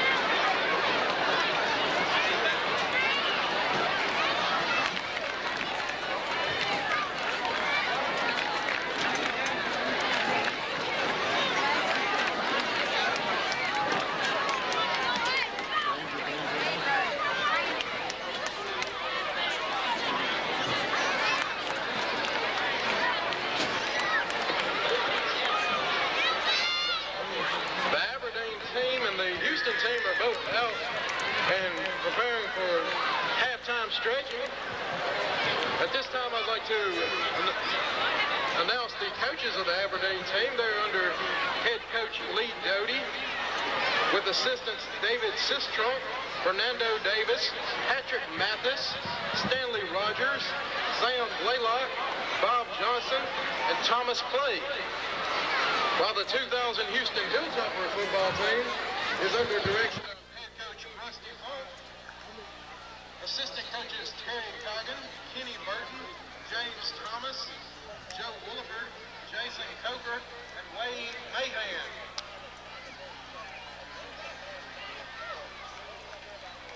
Also joining the Hilltoppers this year are trainer Anthony Neeson and student assistant coach Gary Griffin. Adam, next week you can go to Bruce Callan City game? I don't know. They said something about the Houston game. Oh, okay. But Bill said something about Bruce County City too. Where are you going? Bruce Callan City. That's probably where I'll be then. Yeah. Okay. Well, No, come back in about a minute. Yeah. I was hoping that ball game, well, I heard it was going to get moved to Thursday, but I doubt it does this year. So if it did, we can go up, get two.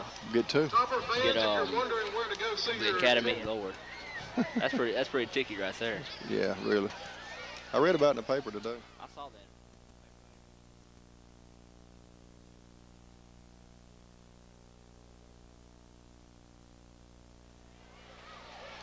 Welcome back to Hilltopper Field as we get ready to begin the second half of play.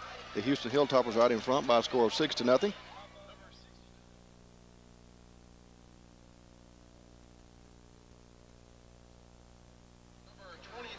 Welcome back to Hilltopper Field as we begin the second half of play. Hilltoppers out in front by a score of 6-0. We'll begin the second half with the Toppers kicking off to the Bulldogs of Aberdeen. John Horn all set to boot it away to get things underway here in the second half for Houston. Yeah, Rudy Patterson to be back to return it deep man for Aberdeen. Tell you what, we had a real defensive struggle there at the beginning of the ball game to have both these teams sort of start off sluggish on the offensive end. But Houston picked up there going late into the second half, going into halftime. They sort of picked up their offensive play. They certainly did. That return was made out to around the 26-yard line, and the stop was made by Jerome Lyons. He's a sophomore. It'll be 1st and 10 for Aberdeen to begin their first offensive series of the second half. They'll operate from their own end of the football field around the 27-yard line. We saw a lot of penalties in the first half of play. I mean, you might expect such an opening game for either team here in the 2000 campaign. Yeah, especially on the Houston side. They had illegal motion on the offense, or whatever you want to call it. That's just from just timing. That'll just develop on down the line through the season, probably before the game's over. They get their timing out on the offensive plays, and then they'll just be able to roll as they did there towards the halftime. We have a new, check that same quarterback, Jonathan Williams, and nothing doing for Dion Bates that time for Aberdeen. Sophomore, 5'10", 170, as that stubborn Hilltopper defense read that one nicely. Be a loss on the carry. Bring up a second down here. We'll call it 13 to go for the first. Loss of 3 yards on the previous play. That's a good job by Chandler and Harold that time to get the tackle for the loss that time. Tyrell Harold was the one to give credit for the tackle, and Chandler come in for the assist, but they did a good job just using their speed to get back there, and as you said, lost about 3 to go, so it's second down, and we'll say it looks like a long 13, maybe 14 to go. That ball is resting just shy of the 25-yard line. Operating from Aberdeen territory. Williams with a give to the first man through, and again, nothing doing on the carry. And again, that was Jimmy Williams at perhaps that time, or Rudy Patterson, one of the two with the carry for the Bulldogs. Think about 33rd down situation, and again, about 13 yards to go.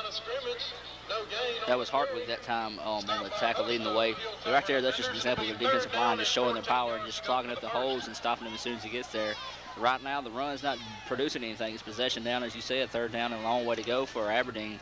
So you got to expect for them to air the ball out, but they haven't really been able to get anything out of the backfield so far, either a pass or a run. That's true.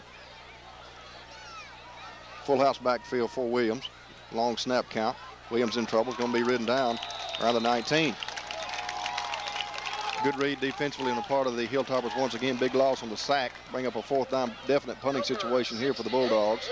Fourth down and maybe about 17 to go for the first. Yeah, that was Eddie White. It was almost like he was in the backfield waiting on him. As soon as they snapped the ball, he got back there. As soon as the quarterback just sort of turned back and committed to the pass, he went ahead and sacked him for the loss. So right there, three consecutive plays for loss for Aberdeen. They're going in the wrong direction if you're a Bulldog fan, but Toppers got to love what their defense is doing starting off the second half. Edward Lockett to boot it away for the Bulldogs. And Chris Brand back to receive the punt. He snapped back his fumble, and Lockett finally gets a kick away. Very short punt. Going to take several Bulldog rolls, however, and be down to around the 43, 44-yard line. He was lucky that time, Adam, that he got the favorable roll on that punt. Yeah, he's lucky he actually got that one away as he sort of took his eyes off the ball as soon as he went back and got to him.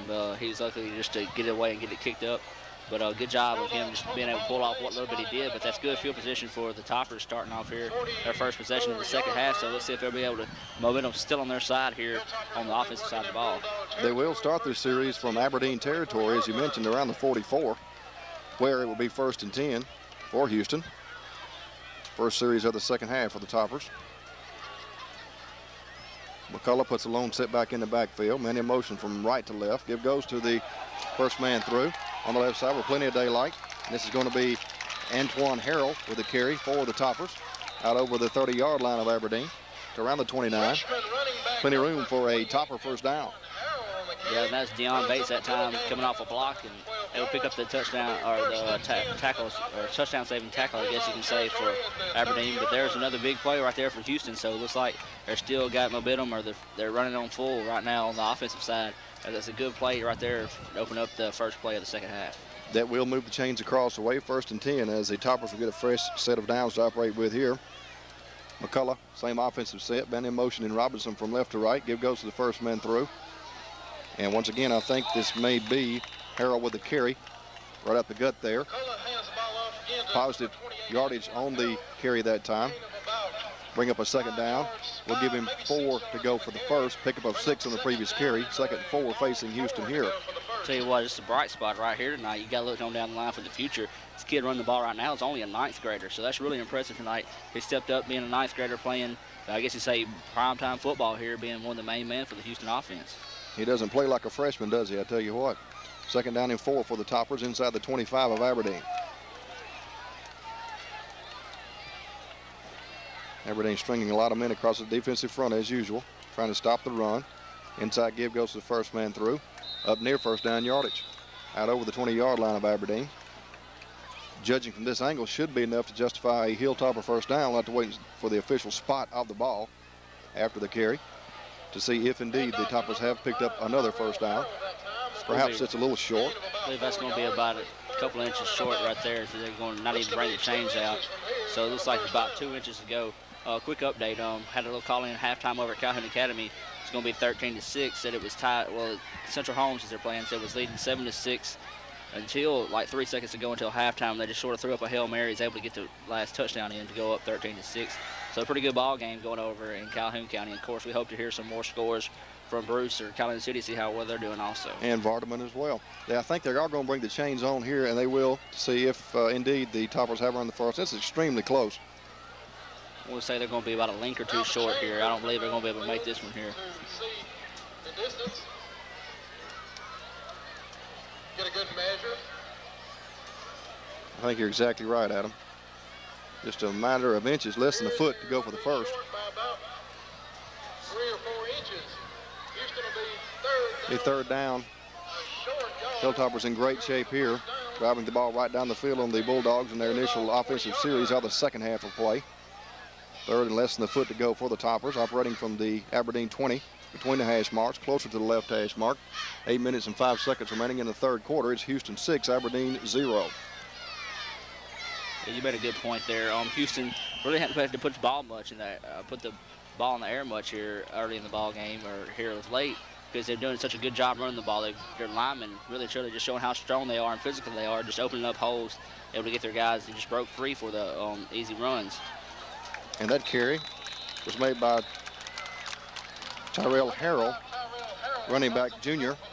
Plenty of room for a Houston first down. That'll move the sticks across the way.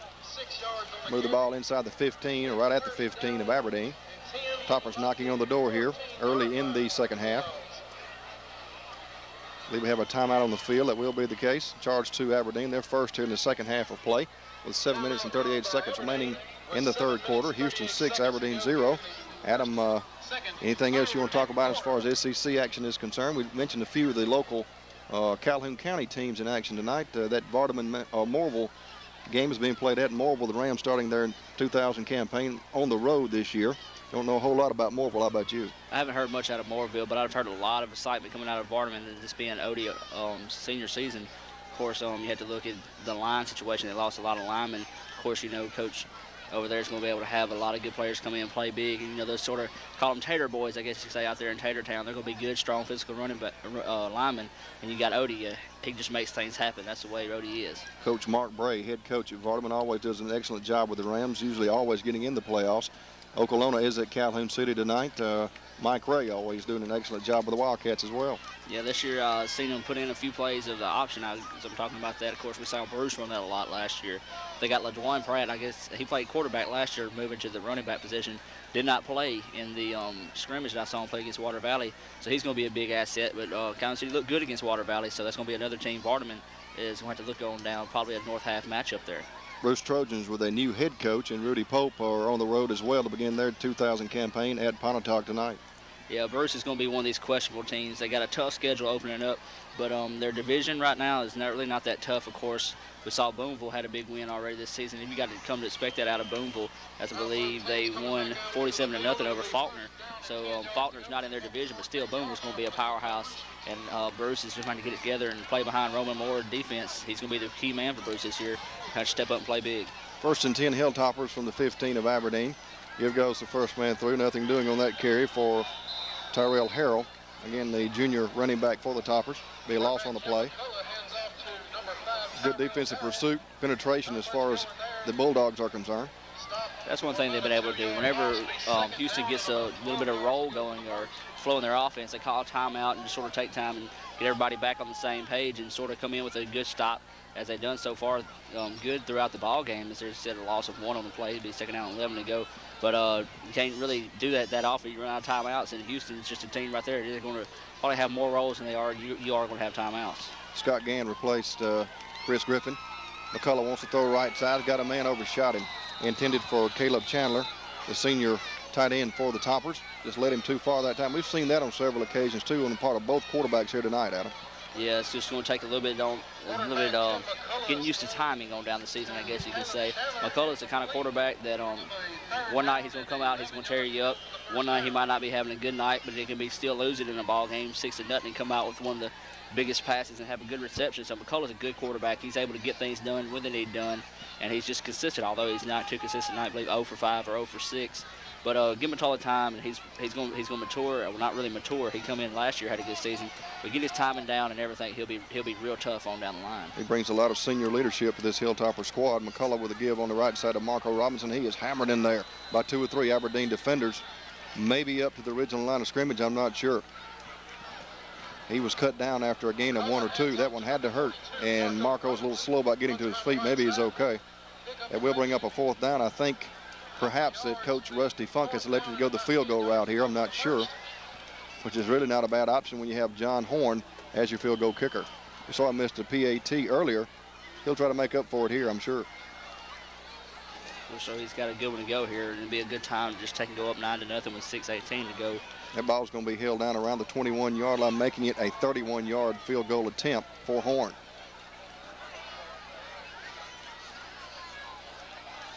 Snap is back, hold is down, the kick is up. He's got the distance once again.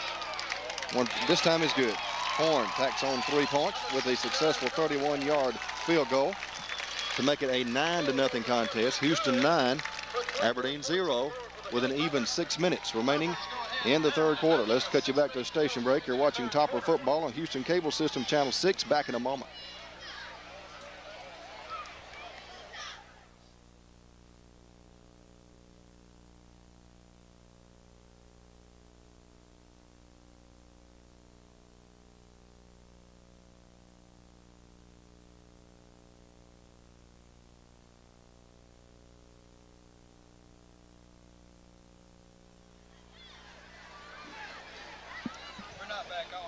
Okay.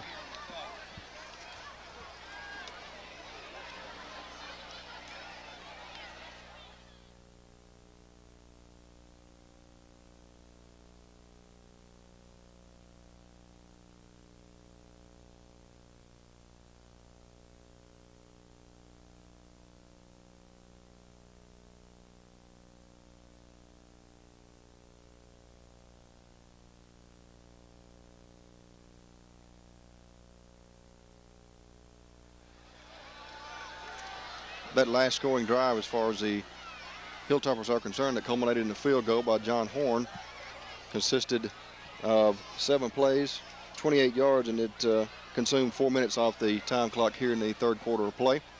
The score is Houston 9, Aberdeen 0.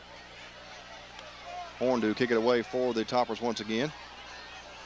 Back to receive for the Bulldogs will be Rudy Patterson, junior, 5'8", 160. We saw Rudy have a little trouble earlier in the first half of play, fielding a kick.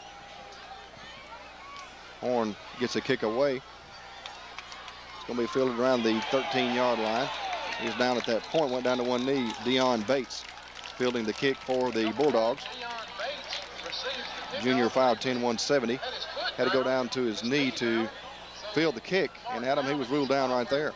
That's a tough break for Aberdeen there. He looked like he had a good wall set up that time.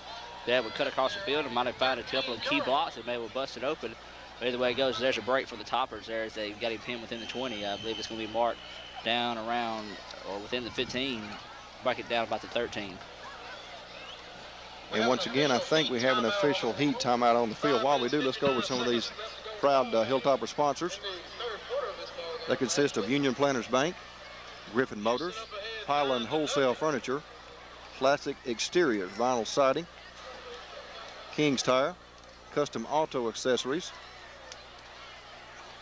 A&A Electrical Supply, Home Discount Lumber and Supply, Quick Cash, Dixieland Manufacturing, now taking applications, Chickasaw Equipment Company, Bargain Warehouse, Grocer's Pride, and Springer Discount Homes. Total of 14 sponsors, all proud Hilltopper sponsors here for this 2000 football season campaign. Still trying to be in the 1999s. Adam, I've been writing 99 on my check my checks all year so far. How about yourself? Yeah, that's the way it is. And Ken just informed me that Aberdeen's got a total of 23 plays for a total of 7 yards. So not much offensive production out of Aberdeen tonight. Of course, they'd love to see that change. And Houston really made the conversion over about 4 minutes left until halftime earlier. Houston's done a good job picking up the play and able to come in with big offensive plays and go up 9-0 with just under 6 minutes to go in the ballgame. Well, Aberdeen's had some poor field position with each of their offensive series here in the second half of play. This particular possession will start around their own 13-yard line, as you mentioned. So they've really had to go almost the length of the field each time they've had the ball here in the second half. When you're trying to play catch-up football, that's not going to do you much good. Not at all. As you said, they got a long way to go. And the way this Houston defense is playing, it's going to be a tough way to get there. Houston's defense right now is really playing perfect football. I don't believe it's led a positive yard yo so far in the second half. Jonathan Williams on a quick pitch once again on the left side to Deion Bates. A little daylight this time, out over the 20 to around the 24-yard line. Up close to first down yardage. Bates, the junior, 170-pounder. Found a little room to run on the left side that time, and I believe that may move the sticks. That will be the case. First and 10 will go Aberdeen from around their own 23, 24-yard line. So there goes the example again. As soon as we talk good about one thing that Houston's doing, they go and make us look bad. Had a little breakdown that time. That's only one play. Give credit there for Aberdeen as they gained 12 on the play that time. Maybe Aberdeen can get some sort of a roll going here. But if you're a Topper fan, you'd love to see that defense go back to the way they was playing earlier. Williams up under center. Give goes once again on this side to Bates, and this time nothing doing on that carry. Hilltoppers did a better job that time of stopping the run. That was Brian Tucker that time getting in the backfield to tackle, and I believe we have an injured player on the field. It's going to be number 1 for Aberdeen, Deion Bates. And Bates has been busy tonight. He's had the carry on both calls in the 2 previous plays, but he's not getting up this time. Trainers on the field will check out the injury with 4 minutes and 45 seconds remaining in the third quarter. Looks like it could be a cramp. 4:45 remaining in the third. It's Houston 9, Aberdeen 0. Let's take a break. You're watching Hilltopper football on Houston Cable Channel 6. Back in a moment.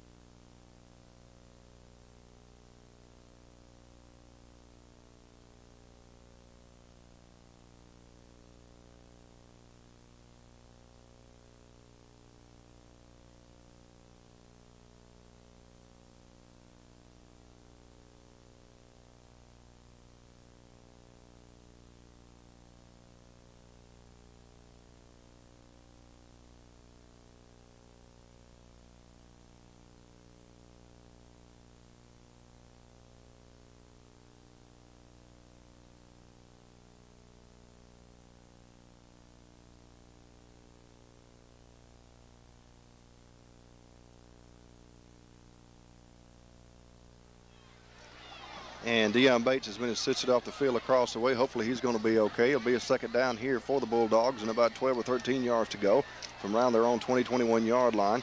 Williams with the inside give to the first man through. Nothing doing there. It'll be a loss on the carry. He met a Hilltopper wall right up the middle there and had nowhere to go. Big loss on the carry. Bring up the third down here. And we'll see where the ball marker is spotted across the way. Third down and maybe 14 or 15 now to go for the first. That's almost one thing you're not going to be able to do. If you get up the middle of this Houston defense, they got some big guys down there. It's big, strong, and able to clog up the holes. And Aberdeen has not been successful yet bringing it up the middle. That ball's going to be marked back around the 18 in Aberdeen territory. Possession play facing the Bulldogs here. 6 seconds remaining on the play clock. Williams not much time to snap the ball, and he drew a Hilltopper offsides, I think. Perhaps change up his cadence just a bit. Offsides against Houston. Yeah, he got lucky that time. If he wouldn't have come offsides, it would have been the delay of game call against, as the clock had just ran out.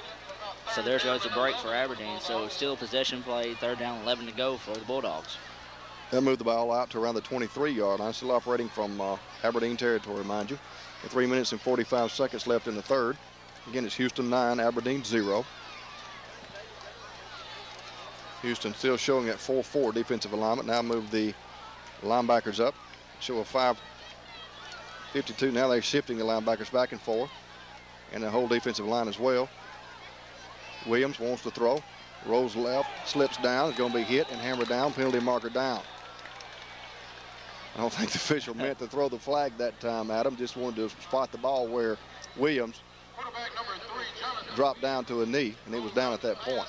Yeah, there goes a tough break there for Aberdeen as he just lost his footing that time, went down to his knee. And, yeah, as you said, the official just picked up the wrong pocket that time and threw the flag.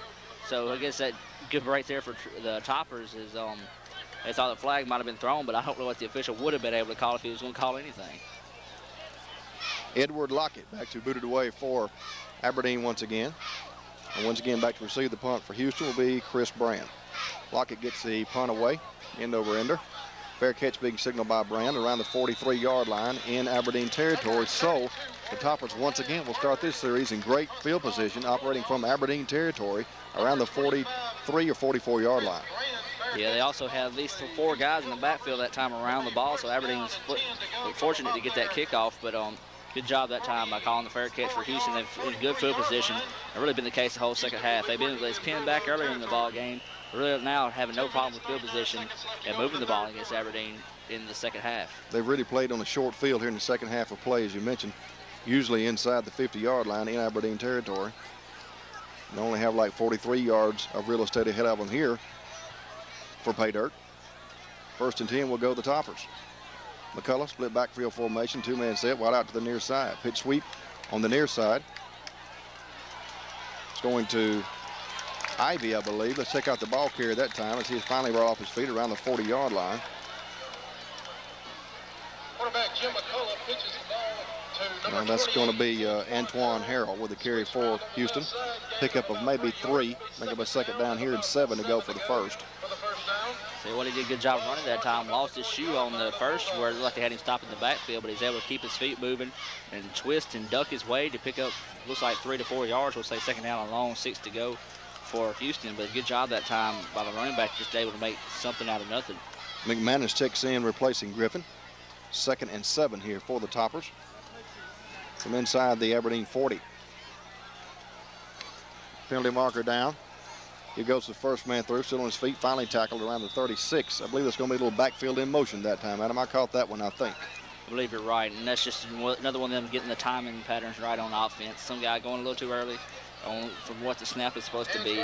But as we said in the first game of the season, you got to work these little nicks out on down the line in practice. You know, there's right here sort of a game to see what you need to work on. And fortunately right now for Houston, they're doing pretty good on the offense, except for the penalties. It's really been the only thing right now that's slowing them down.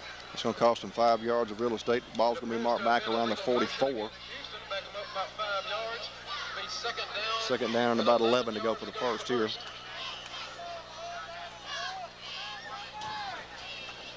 Michael Griffin checks in offensively, as does Scott Gann for the Toppers.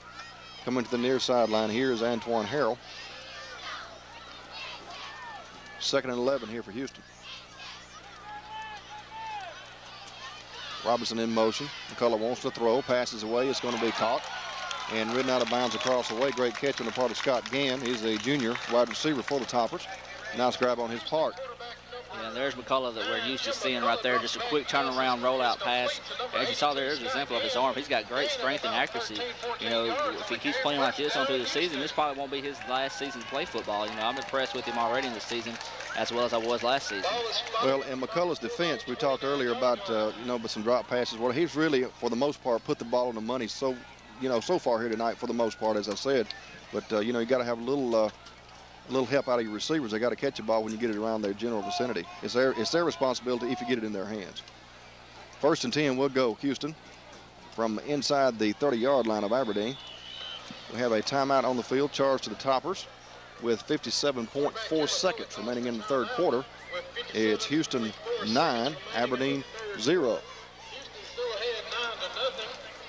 Again, some of our fine sponsors this evening sponsoring Hilltopper football for this 2000 campaign consist of Union Planters Bank, Griffin Motors, Pylon Wholesale Furniture, Classic Exteriors Vinyl Siding, King's Tire, Custom Auto Accessories, A&A Electrical Supply,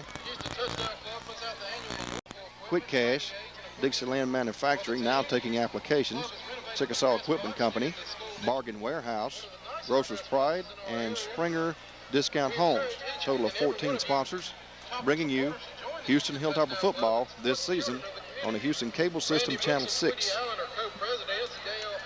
And Adam, we really can't express enough our thanks to all these fine sponsors, and we would like to encourage our viewing audience to go out and visit these sponsors and tell them how much they appreciate, and do a little business with them as well while you're there, them sponsoring Hilltopper football this year. Of course, I mean, this, if it wasn't for them, we wouldn't be able to show you this game right now, and game's on down the line. So if you're not able to make it out for a ball game, at least you can do is go by and call them, or at least go by and see them. As he said, do business with them.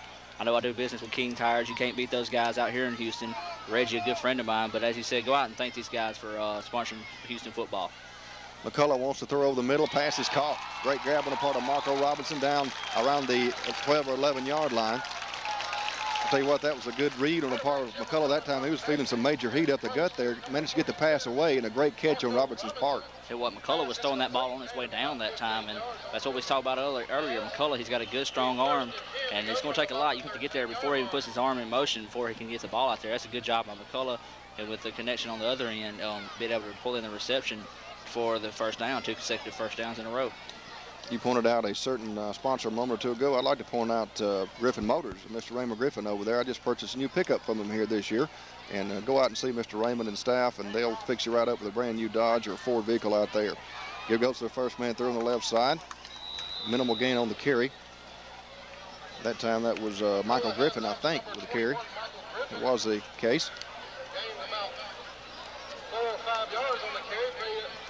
Be a second down and about 5 yards to go. Second down, and the down marker across the way showing third down, and we're down to 2 seconds remaining in the third quarter of play, and it's going to do it for the third quarter. Third quarter is history. Houston 9, Aberdeen 0. After 3 full quarters of play, Kim, we're going to get some third quarter stats or not? Third quarter stats or not?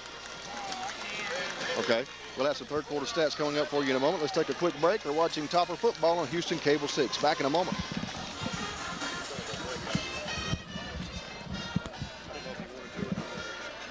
Okay.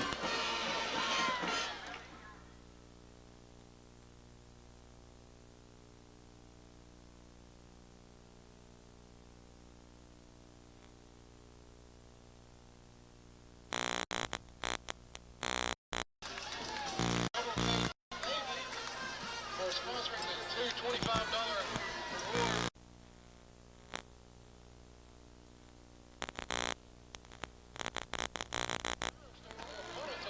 This is Ken Johnson back with you for the end of the third quarter stats. It's been all Houston on the stat side of things tonight. For them, 175 yards of total offense on 32 plays. They're average up to about 5 yards per play now. Individually, McCullough has completed his last 2 passes. He's now 2 of 7 for 30 yards. Leading the way for Houston rushing is still number 28, Harrell. He has 6 carries and has gone over the 100-yard mark at 101. He's followed by number 21, Griffin, with 43 yards. And a handoff up the middle you see there for a short gain by Houston. On Aberdeen's side of the ball, they've garnered only 4 yards total offense tonight on 27 plays. And have garnered only 3 first downs versus 7 for Houston. Let's take you back to play-by-play with Mitchell Johnson. Like that last stop there was no gain on the play for Houston. He got stopped back around their original line of scrimmage. And Mitchell right now, Houston's in their own red zone, and right now Aberdeen's really got to step it up. But it's one thing their defense hasn't been able to do here of late. Third down situation here for the Toppers, as you mentioned, about 5 yards to go. Option on the right side for McCullough. He's going to take it into the end zone. Touchdown, Toppers. Jim McCullough finds pay dirt from about 6 yards away. Put 6 more points up on the scoreboard for Houston. That was an excellent read on his part that time, Adam. Just took the ball away and trotted into the end zone for the score. Yeah, that's what I was about to say. That's a smart play that time by McCullough. As he saw what little bit of hole he had, he just was able to turn on his speed. And he has good speed, as I talked about earlier. Just able to dive in there and take a lick and then still get to the end zone and put 6 more points on the board for Houston. That's some of that senior leadership that we're talking about a moment or two ago coming into play right there. As the cheerleaders throw the small footballs up in the stands, I don't think they can get one up this far, though. I don't know. One of them got it just below us, so she's got a pretty good arm on her. I believe the Topper coaching staff have looked to try to go the 2-point route here. That will be the case. Going for 2 will be the Toppers. McCullough pitch sweep on the left side. Going to Antoine Harrell. He's in. Harrell finds the end zone to put 2 more points up on the board. So they got back that extra point they missed earlier in the first score. Good job of running that time. He's just sort of sneaking his way to the outside, almost running out of room to run, and just sort of balleted his way in as he just sort of jumped over a diving defender there for Aberdeen and was able to take it in for the 2. That'll make the score Houston 17. Aberdeen still scoreless, 0, with 11 minutes and 13 seconds remaining in the 4th and final quarter. I'll tell you what, Adam, it seems as though this Houston team they've come out here in the second half of play and really established themselves offensively. They've got some pretty good field position on each offensive series, as we touched on a moment or two ago. But this is the Houston we saw the last couple of years over here at Hilltopper Field. Yeah, this whole second half is what we're used to seeing out of this Hilltoppers team. Really going back to about 4 minutes left till halftime, they was able to establish what they used to look like. And right now, this is what Houston does. As soon as they get a roll going, they put some points on the board, their defense is going to step up and basically just shut you down for doing anything. And they've done a good job of it tonight. And you got to give a lot of credit to everybody. They've done the little things that count to get them some scores. And we had some receivers blocking downfield to open up for 1 touchdown. Then McCullough picking up some blocks and able to run in that last touchdown. So Houston's doing a good job right now just executing, and that's what you have to do throughout the season. John Horn all set to kick off for the Toppers. The deep back to receive for the Bulldogs will be Rudy Patterson. And to his right will be Deion Bates.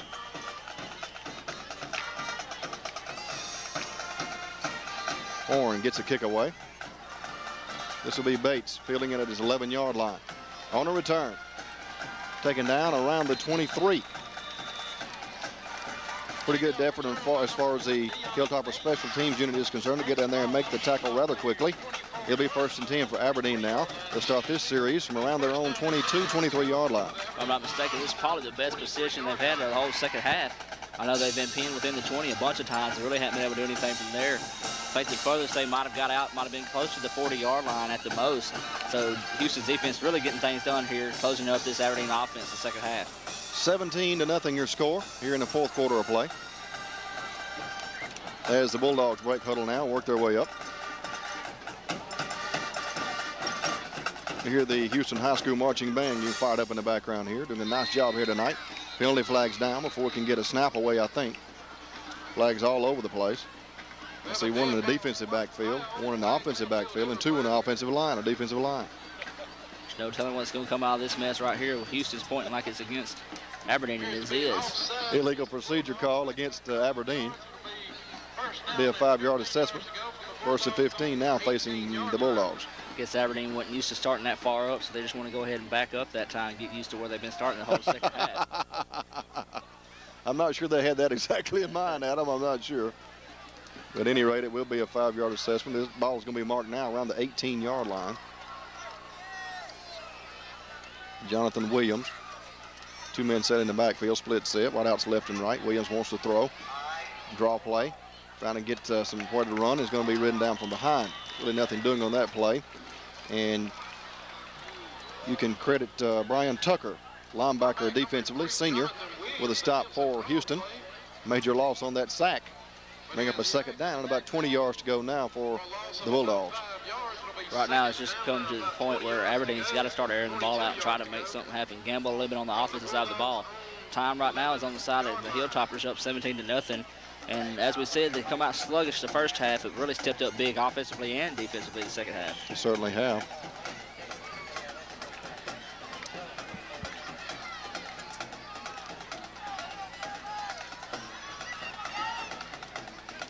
Williams once again to air it out. Again in trouble. Throwing back across the field to Deion Bates. Bates with little running room, if any. Tell you what, these Bulldogs just can't seem to get any kind of offensive scheme going to try to make some dents in this stubborn Hilltopper defense.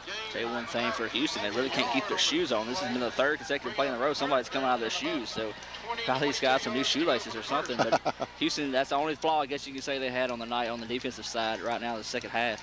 They just really, that was a good play right there by Aberdeen, but Houston just got back so great on defense and was able to tackle them, I believe, for a loss there on that play. They've really played outstanding ball all night here defensively, no question about that. Third and forever here, possession play for the Bulldogs. Williams was a give up the middle. He's going to be ridden off his feet after a gain of 3 or 4 yards on the carry. Punting situation coming up once again for Aberdeen. So it'll be 3 and out here for the Bulldogs of Aberdeen. Again, back to receive the punt for the Hilltoppers will be Chris Brand, very dangerous punt returner. And once again, Adam, you would suspect that Houston will get excellent field position out of this exchange.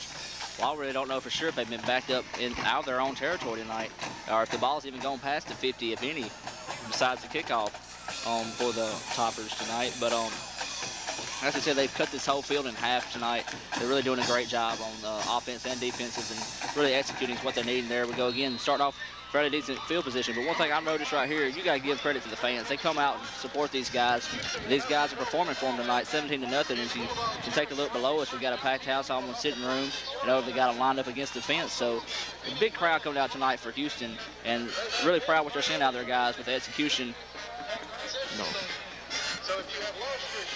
We're going to get a shot here of some of the fans that Adam was talking about a moment or two ago. And it is a packed house, as you mentioned. It's something that Houston has had over the last several years. There's plenty of fan support, and they can be proud of that.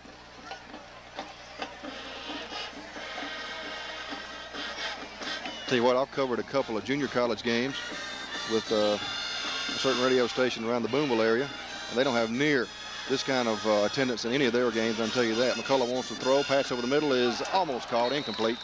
In and out of the hands of Chris Brand, the junior.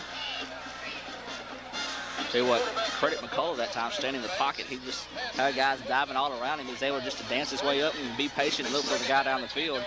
And he got, as you said, put the ball right on the money. Just the receiver couldn't roll it in, so he's doing his part. He's the guys that got to meet him halfway and make the catches for him. Absolutely. That stopped the clock with the incomplete pass at 8 minutes and 35 seconds remaining in the fourth and final quarter. Scott Gann checks in offensively, the junior wide receiver for the Toppers.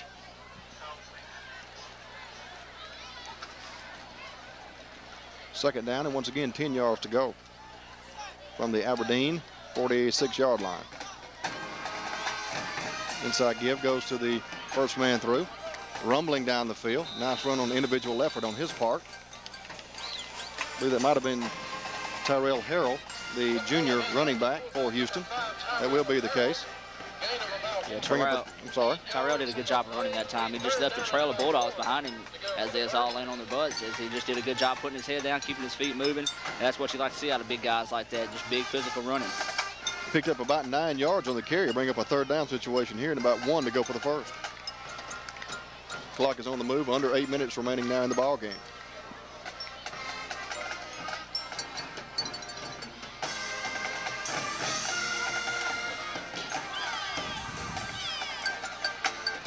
Option play right side, and McCullough's going to be hammered down.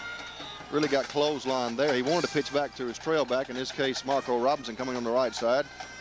Unable to do so as a Aberdeen defender had hog-tied him there. He could not get the ball out of his arms and pitch it back to Robinson. Think of a fourth down here. Lost in the play of about 3 yards. Fourth down and about 4 to go for the first. Yeah, that was a really smart play. As you said, he was tied up that time. He could have tried to option it off, but it really saved himself from maybe messing up and causing a fumble that time. Though it is fourth down and long to go. And Houston right here get a good punt and sort of get a pitching wedge favor here, get a little backspin on the ball, and can really pin Aberdeen back.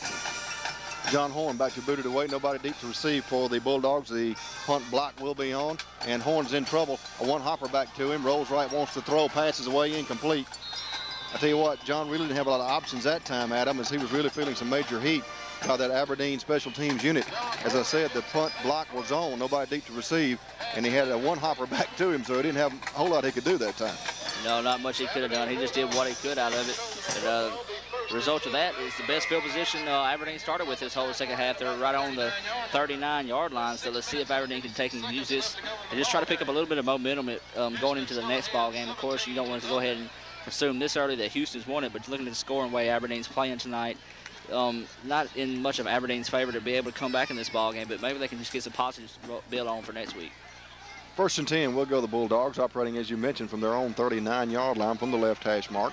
Williams working the same offensive set. 2 wide outs to the right side. Split backfield formation, 2-man set. Williams wants to throw on first down. Now he's going to run it. Is at the 40-yard line and taking off his feet around the 40. Minimal gain on the carry. Ran a long way just to pick up about a yard. Bring up a second down here.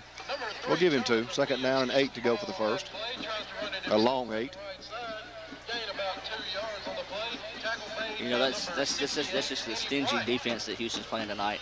The biggest yardage they may have allowed so far might have been 9 yards, but as we're saying, Houston's defense has really stepped up and played big when they had to, and Houston's defense has been stingy all night. Aberdeen's defense started coming out playing good, but sort of slacked off in the second half. Aberdeen has had a total of 31 plays for 4 yards. Second down here and 9 yards to go for the Bulldogs. Williams going to throw every down here, rolls right. Wants to find a receiver, passes away. It's going to be caught. First down yardage, finally tackled around the 40-yard line. Pretty good catch that time as far as Aberdeen is concerned, and that was E.J. Howard, tight end senior, a big 260-pounder, 6'4". He's a big one. He made the grab, and that'll move the chains. It'll be 1st and 10 for the Bulldogs. Move the ball into Houston territory. Credit Chris Brand for that tackle. He did a good job that time and just diving at the guy's legs and just taking him out from under him. He was easily oversized that time as we have a heat timeout on the field. 6 minutes and 2 seconds remain to be played in the fourth quarter. Houston 17, Aberdeen 0. Let's take a break. You're watching Hilltopper football on Houston Cable 6. Back in a moment.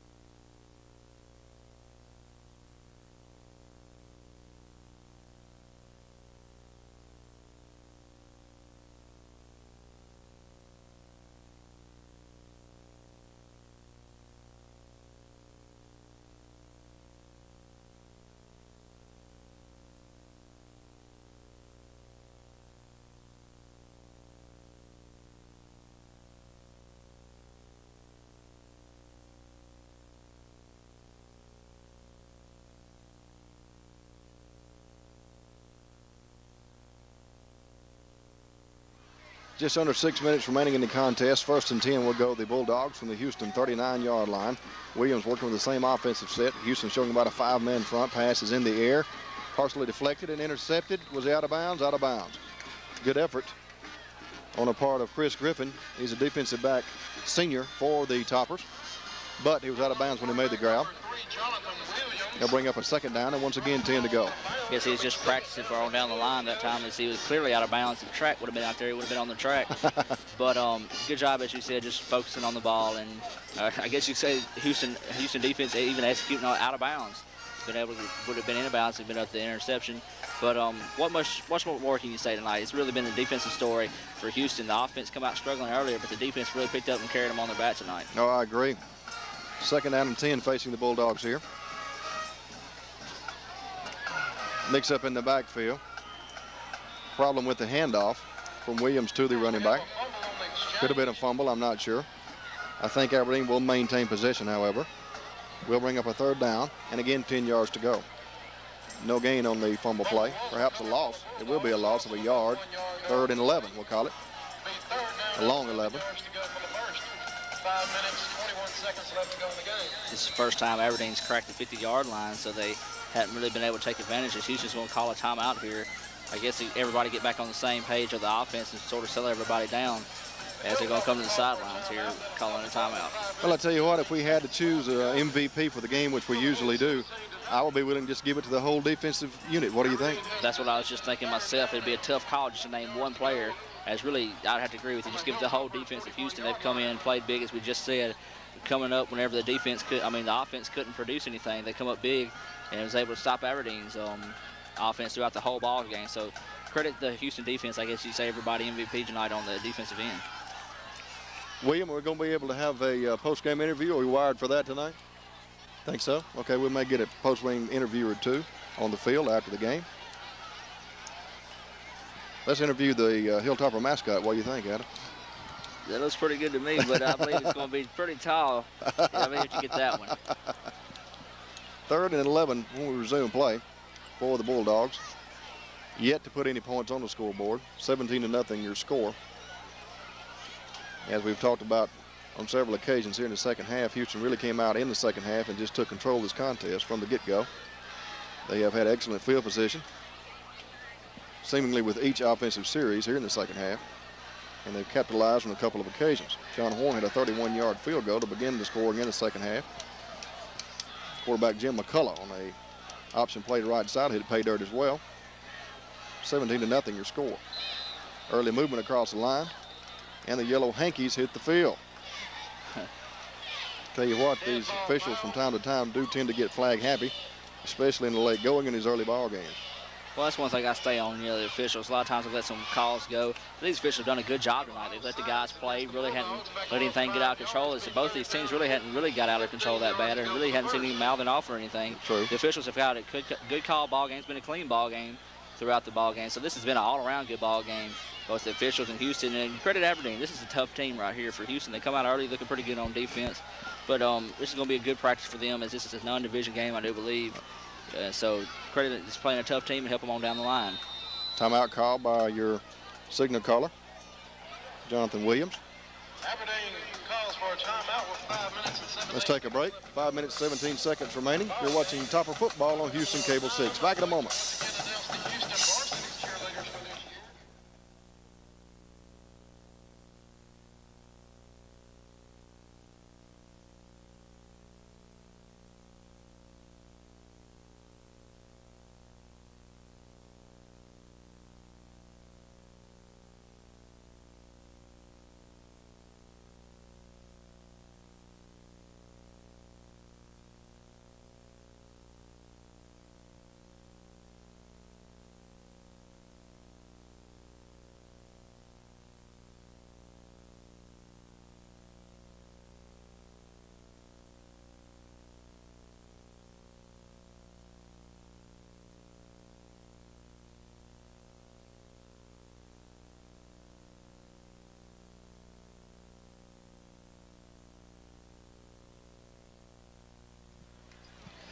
5 minutes, 17 seconds remain to be played in the fourth and final quarter.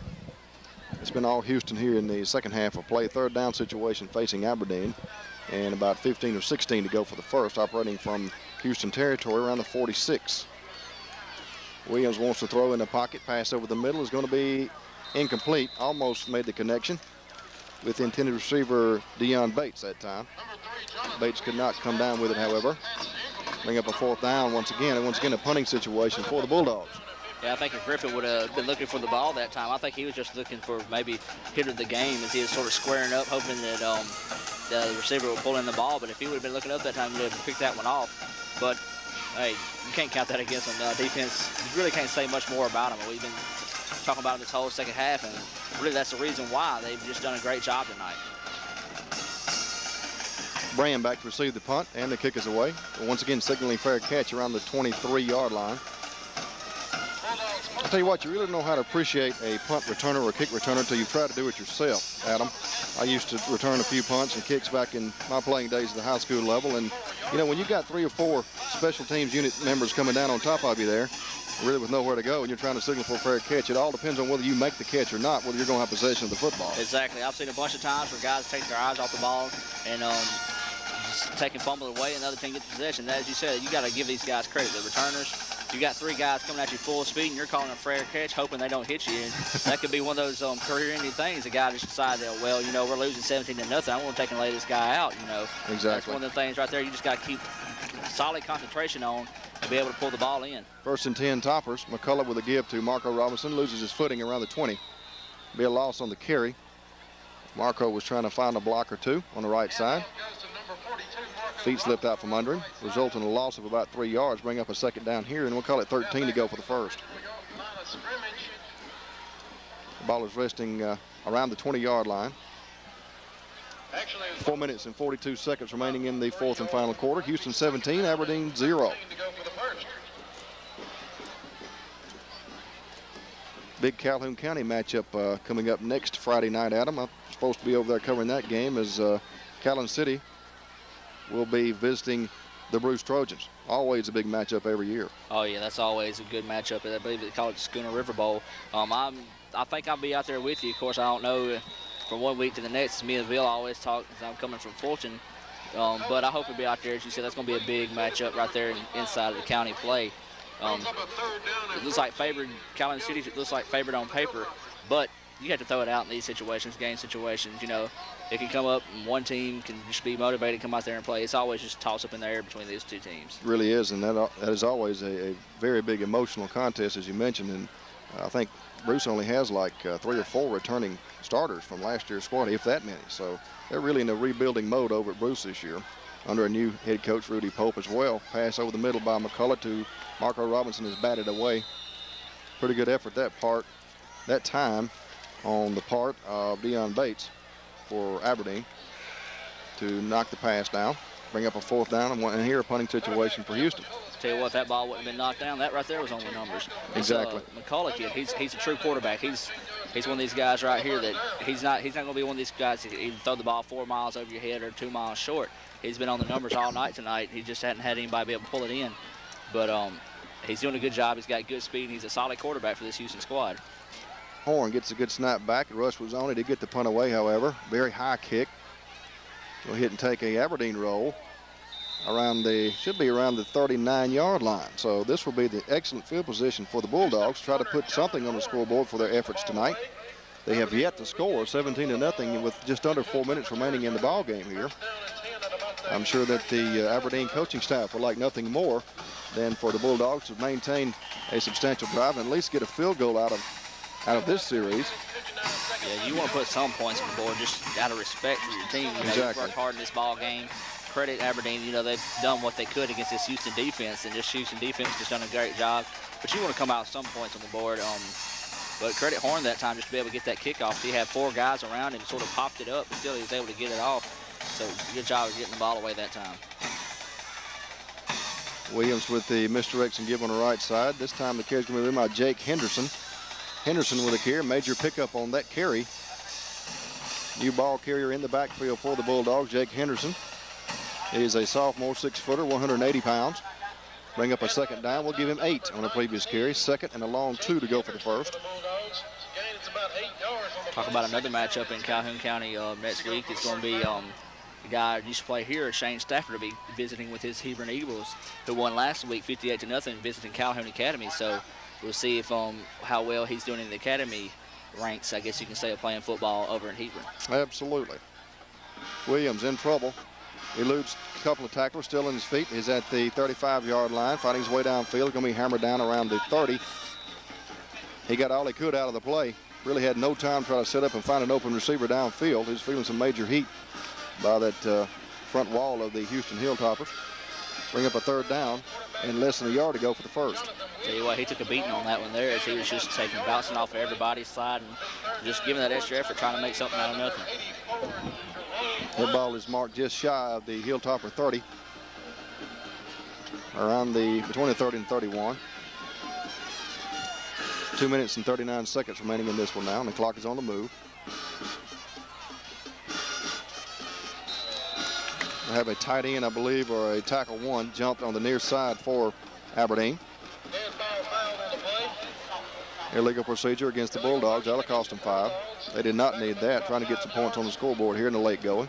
Yeah, that's probably a failure to communicate there between the quarterback and his lineman. As he's probably going to try to get a quick, hard count, try to draw Houston off sides to pick up a cheap 5 yards with no time moving on the clock, but wasn't able to do it as they did jump off sides. So we're now turned down 3rd down and short to go is 3rd down and 5.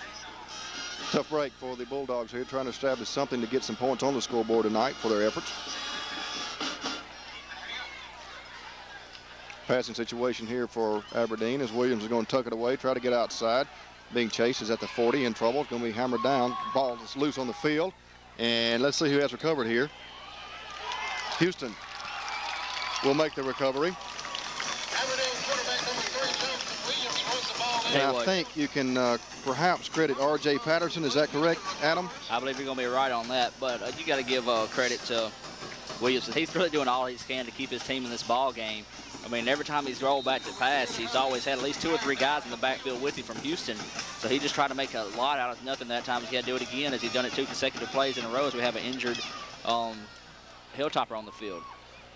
I believe you're correct, and that's going to be Brian Tucker, senior, offensive lineman on offense and linebacker on defense, and that'll be a big blow to the Hilltopper attack if he has got a serious injury here. Hopefully it's not serious. He's still down. Trainer out attending to him here. Under 2 minutes remaining now, 1:56 seconds. He's on his feet, maybe he's going to be okay. Being assisted off the field.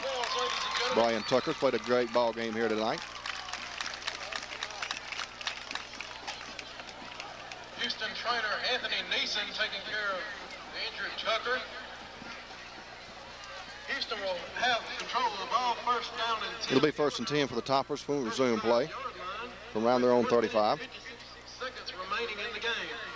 I guess it's time for that 2-minute warning, Adam. What do you think? Yeah, they got the water on the field and everything, so they're getting everybody cooled off, as you said, just under 2 minutes to go here. And this one right here is wrapped up in maroon and white, which has been the whole case here in the second half. Everything's going Houston's way, and they've really done a good job executing tonight on defense and offense. Just got a few timings to go on when they send the players in motion, and after they get all that worked in, we ought to be looking for another good season out of Houston. Michael Griffin with the carry for the Toppers, a sophomore running back for Houston. Bring up a second down here and about 9 to go. Clock is still on the move now with 1:36 seconds remaining. Houston just trying to run the time off the clock. I'm not sure, but Aberdeen may be out of timeouts. I don't know why they would want to call timeout here, even if they had one available, actually. Trailing 17 to nothing.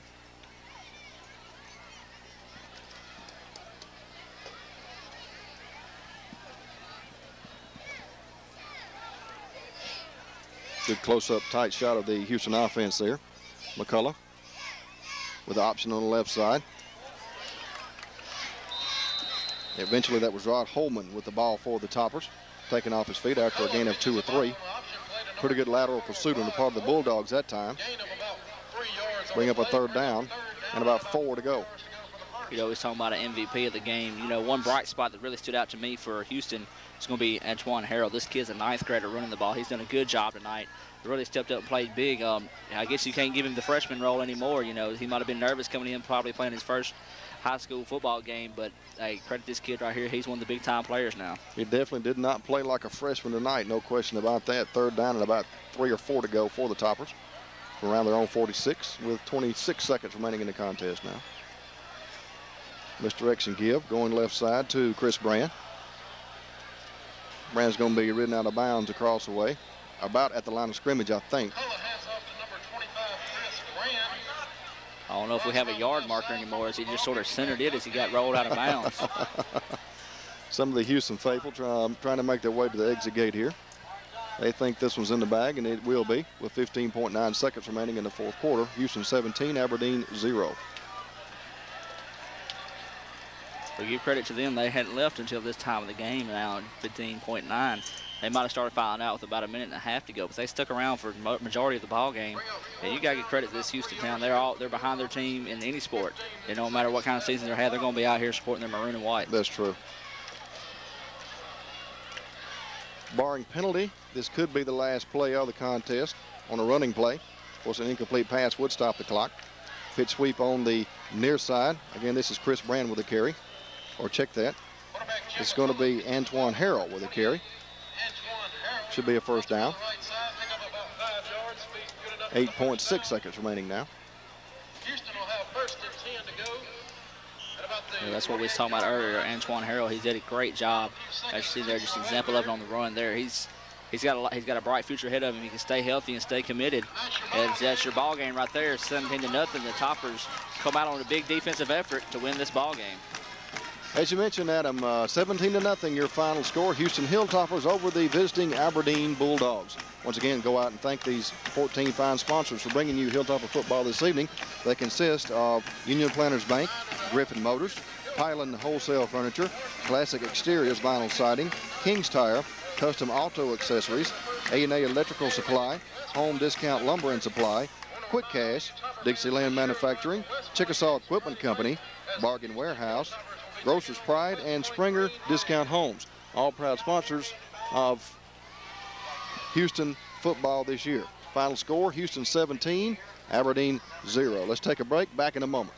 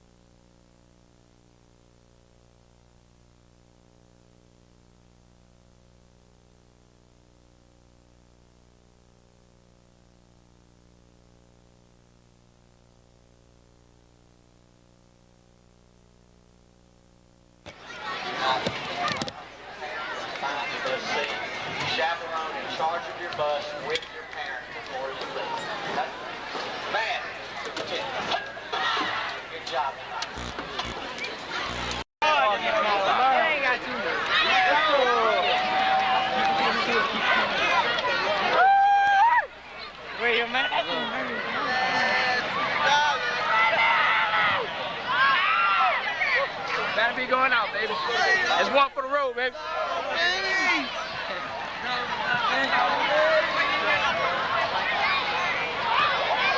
a football player. Y'all can be good.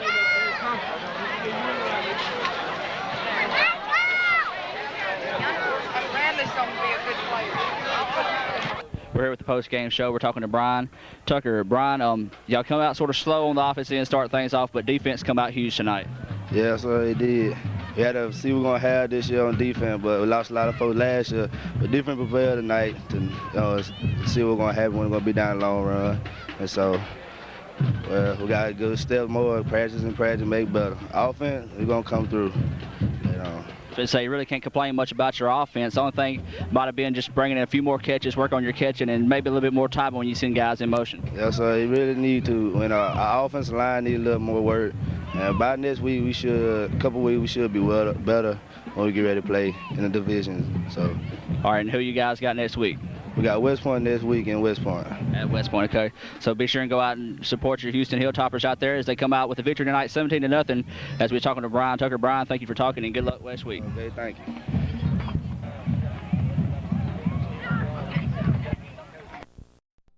Watching High School Football 2000 on TV 7, TV 34, your local sports connection. And we're here with continuing the post-game show with Coach Funk. Coach Funk, what can you say? Your defense stepped up huge tonight. Our defense did a great job. I mean, we knew coming into this year, and especially after last year, that defense is going to be our strong point.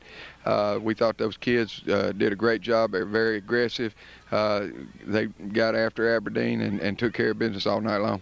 Of course, this is first-year coach for Aberdeen and sort of a new offensive look. So your defense took advantage of that, just sort of giving them different looks and stuff like that, and really confused them. Exactly. That was the plan. You know, we're coming from all directions. We send linebackers here and there and everywhere else, and we knew that coming in that they were going to be a little tentative on their blocking schemes and not knowing what to do, and that was going to be to our advantage. And the same thing happened with us. They gave us different looks, and I have a new offensive line, so it was a struggle there for a little while. Of course, you can see it as it was. You say a new offensive line. Took you a little while to get in rhythm with your offense with McCullough, but McCullough's a good quarterback. As soon as on down the line, he's going to be able to connect on those passes tonight. Oh, definitely. You know, the further along we get in the year and the more comfortable he gets with his offensive line, and when the receivers are running the correct routes and things of that nature, everything's going to be good. Okay, as we said, the second half was really y'all's ball game. Y'all sort of cut the field in half until maybe 2 minutes left. So your defense executed just like you wanted to, and you're happy to come out with this 17-0 win. Oh, I'm tickled to death. Any win we're tickled with right now. You know we have a long year. We look at the first 6 games as practice games, and we want to get better each week. The defense and special teams, we expect to keep us in ball games until the offense matures. And, of course, y'all be at West Point next week. What should we look at of that team coming into it? Oh, I figure it's going to be another tough battle. You know, Coach Allen down there has done a good job. You know, they're going to be primed and ready. They're always got big folks on the defense and do a good job. I think it's going to be another battle. Let's see who makes the fewest mistakes. of course, and that's what it's going to take. Somebody just causing mistakes or taking advantage of it. Quick, sum up real quick. 23-18 was your final over at Calhoun Academy. Central Hall's coming out with a win there, so another heartbreaker for Calhoun Academy. As that's going to wrap up the post-game show from here from Topper Field. Coach, congratulations on the win. Thanks, sir. And good luck next week. Appreciate it. And I'd like for y'all to stay tuned for a future ball game. Randy Brooks. I would like to welcome you tonight to the first home game of the year 2000 season. As president of the Houston Touchdown Club, I would like to tell you a few things that the Touchdown Club does. We put on the annual awards banquet at the end of the year. We purchase medical treatment equipment that all the kids of the school district can use, not only just the football team, but all of the kids. We've purchased some fairly expensive equipment, training aids for the football program, purchased other equipment that the district cannot afford, football helmets and shoulder pads needed in an emergency. We do our pre-game and post-game meals. The club has renovated the press box in the last year, giving our school district one of the nicest press boxes in the area. We still have a little work to do on it. It's just our belief that if we can really put on a quality football program, have a quality football program, and people see us, it enhances the community of Houston. We're real proud of what we had. We'd like all people, all folks to come down to a football game and see what great work the coaches have done on this beautiful football field. We raise around $30,000 a year is what our Touchdown Club spends on these boys. That's a large sum of money, but when things add up, it takes a lot of money. We appreciate all the support that we give. We have help feeding the boys their pregame meal. A lot of people in the last year have pitched in and helped us, and we have people this time that's pitching in and helping us pay for these meals. But I would encourage each and every one of y'all to join the Touchdown Club. We have meetings every Thursday night during football season through football season at 7 o'clock at the high school auditorium. And that starts at 7, like I said. We also we've sent the coaches to coaching clinics. We've sent players to clinics in the past. And like I said, we want to raise this money to do these little extra things that we can do for our football players and our coaches. We have several big fundraisers that every year. One is program sales. The other one is our fish cooking night at the Flywheel Festival on that Friday night, and our hat sales. And we'll sell a few chances. I know we hit a lot of people up for money, but it takes a lot of money, and the people that buy these hats and these program ads and these fish tickets, we really thank you. Every single one of you, we really appreciate it. Thank you.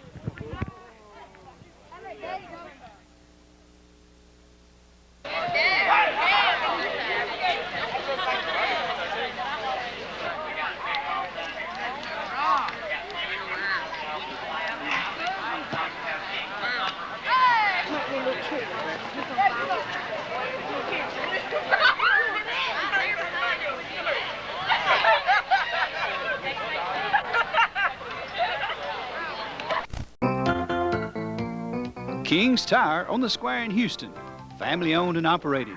Reggie and Martha Callahan and Lynn Price appreciate your business. They're open Monday, Tuesday, Thursday, and Friday, 8 a.m. to 5 p.m. Closed on Wednesday.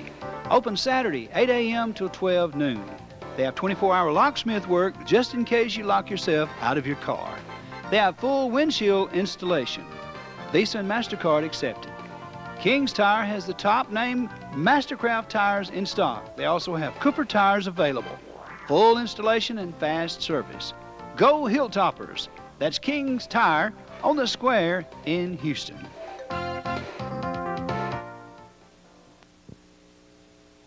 We're talking rugged, we're talking fun. You ride the best and the job gets done. Polaris ATVs are made in the USA. We're talking tough. Chickasaw Equipment Company, Highway 15 North in Houston.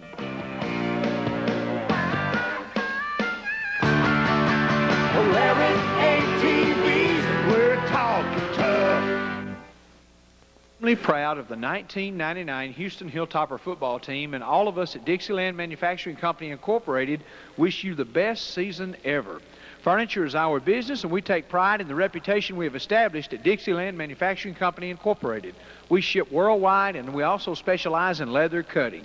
In the game of football, as well as in the manufacturing business, it takes teamwork to get the job done. We are proud of the Dixieland Manufacturing team. Dixieland Manufacturing Company Incorporated, 233 County Road 94, Houston. Call 456-537.